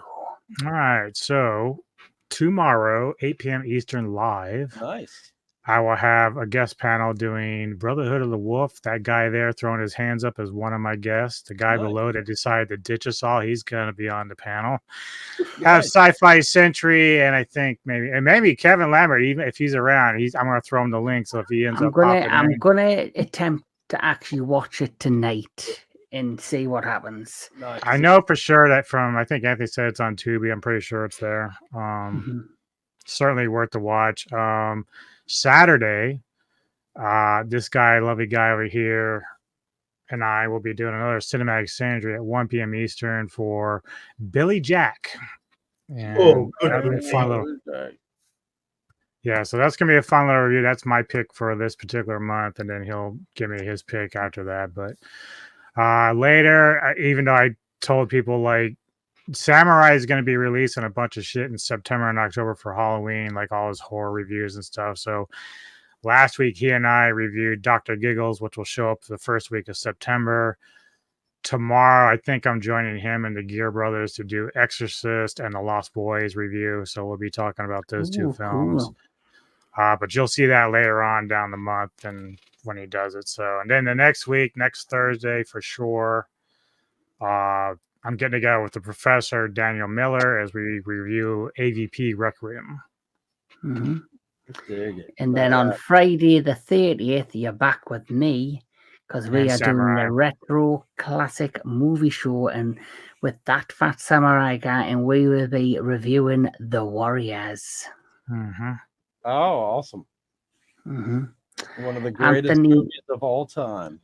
Yes. Anthony Jordan, what's coming up with you? Well, right now I'm just gearing up for Montober. I just finished editing my review of the Evil Dead remake. I'm got to watch and then review Evil Dead Rise, which we've talked about those films on Into the Darkness before. If you hadn't watched that one, great segment, watch it. Mhm. Probably gonna rank the Evil Dead. I might do some more rankings this Montober. I definitely want to rank Evil Dead, fit maybe 1 or 2 movies in, and I'm gonna tie that up with a Halloween H2O review. So yeah, those of you that are not YouTubers, if you're big into horror, like your Halloween event for your channel, you jump on that a couple months ahead of time to get it all ready. Definitely. Any particular reason why you went after H2O? It's the next on the list. I review one of the Michael Myers films every year. Okay, gotcha. There you go. Mr. Tony of the Dead, is there anything coming up on your channel? Well, I have to edit the latest episode of The Ghouls of Midnight. We talked about The Kiss from 1988. 88. Yep. So I got to edit that. And then what I got in the mail, I have a video that just went up today. Unboxing TerraVision. And then this just came in the mail. Uh-oh. So Syndrome. I'll be doing, probably recording that tonight because they just got home. I saw the truck pull up. Do they just send you random stuff? Is that how that works? No, I'm subscribed. But what does that mean? You just buying something every so often, or Every month they have like a few that come out. And What is it? Those. What subscription is that? Vinegar Syndrome. What do you receive? Movies? Well, whatever movies they put out that month, yeah. Oh, cool. Okay. And then they have other movies that's not including a subscription. You can. Is it worth it? Do you like it? I love monthly shit. I'm a sucker for that shit. Is it worth it? I get the Metalhead box every month. Do you guys get that? No, I used to. I had to stop for a little while, but I enjoyed it because I got a lot of great shit. I love it. Yeah, I used to get the loot crate, and that used to be popular. Loot crate. I used to get the swords. I used to get the one where I got a sword and a knife and shit every month, but I stopped doing that. That's cool. From the loot crate, I'm in the South Park T-shirt club. I'm in the Marvel T-shirt club. I'm in the DC T-shirt club. You know, Trauma T-shirt club. Oh, I should be. Is there one? I will. Well, I don't know. You're wearing a Toxie. I love my Toxie shirt. Though. I'd like to get at least buy a month of a knife themed one. Yeah, the knife one is cool, man. If you want, I'll send you a link to one that I was. I just got this the other month. Well, this month a CRKT. Fuck yeah. Maybe I should do like the Vinegar Syndrome like Tony does. This way, if I have stuff I don't like, I can trade with them. Definitely. Yeah, but if I'm subscribed, I'm getting having the same ones. I wish they don't mix it up at all. No, some of the swords. Well, I mean, look, even if we get the same ones, there might be some within those same ones we don't like. We just trade away. True. Then there's there's partner labels that they have too, like different. Well, dude, the Sword Club, man. They sent me like free window breakers, man. It's like keychain window breakers. That's cool. Yeah, dude. So Metalomania, what's coming up on your channel? We just recently, if you have not subscribed to our channel, please do, because we just recently did interviews with Atheist. We talked to Ex-Hoarder. We talked to Tzompotli, which I'm tearing up their name, and I apologize for that, but a fucking great fucking band. And we have some really cool interviews coming up in the very near future. We're going to be talking to Cruel Bomb on the show. We're going to be talking to Eradicator. I got a thrash metal special that we're working on, which should be cool. October 5th, Metalomania will be hosting the Metal Devastation Radio Festival in Tennessee. Third year in a row, right? Yeah, yes, sir. Third year in a row. It's become a tradition for us to go down there and do that, which I very much look forward to. It's a lot of fun. If you guys can make it, I'd love to see you there on October 5th. Get your tickets. Let's go, Tennessee.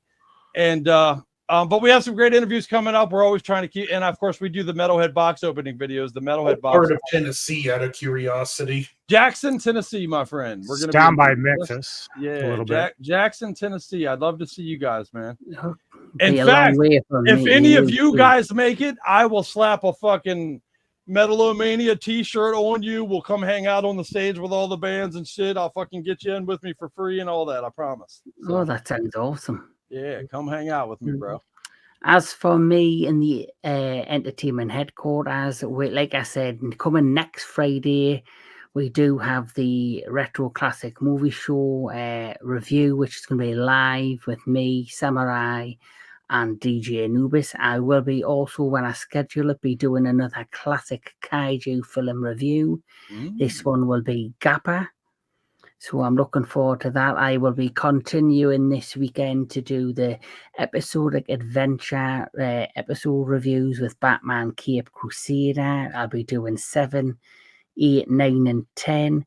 And I've got a couple of things in the pipeline. Like I say, I'm trying to do a little bit as much as I can this month, because when it gets to October, early October, I won't be in the country. I'll be in Romania. Whoa. And when I go to Romania, I'll be visiting Bran Castle, which is the castle that inspired Bram Stoker. He's going to get his suck on. And I'm thinking, now we could be in this one for the long haul, but in October, because I want to kind of keep to the vampire theme, I'm thinking the October discussion could be subspecies. Yeah. Yeah, fuck yeah, that'd be stellar. Which I love those movies. I've never seen them. Oh, dude. Well, you better get out there and find I know them they're and like watch vampires, but I never saw them. Subspecies. Great stuff. Yep. them. I've seen a lot of Full Moon, but believe it or not, never those. So with that said, I've been the entertainment headquarters, and DJ Anubis, Anthony Jordan, Mr. Tony the Dead, and the Crypt from Metalomania will catch us all at the next one. Metal on.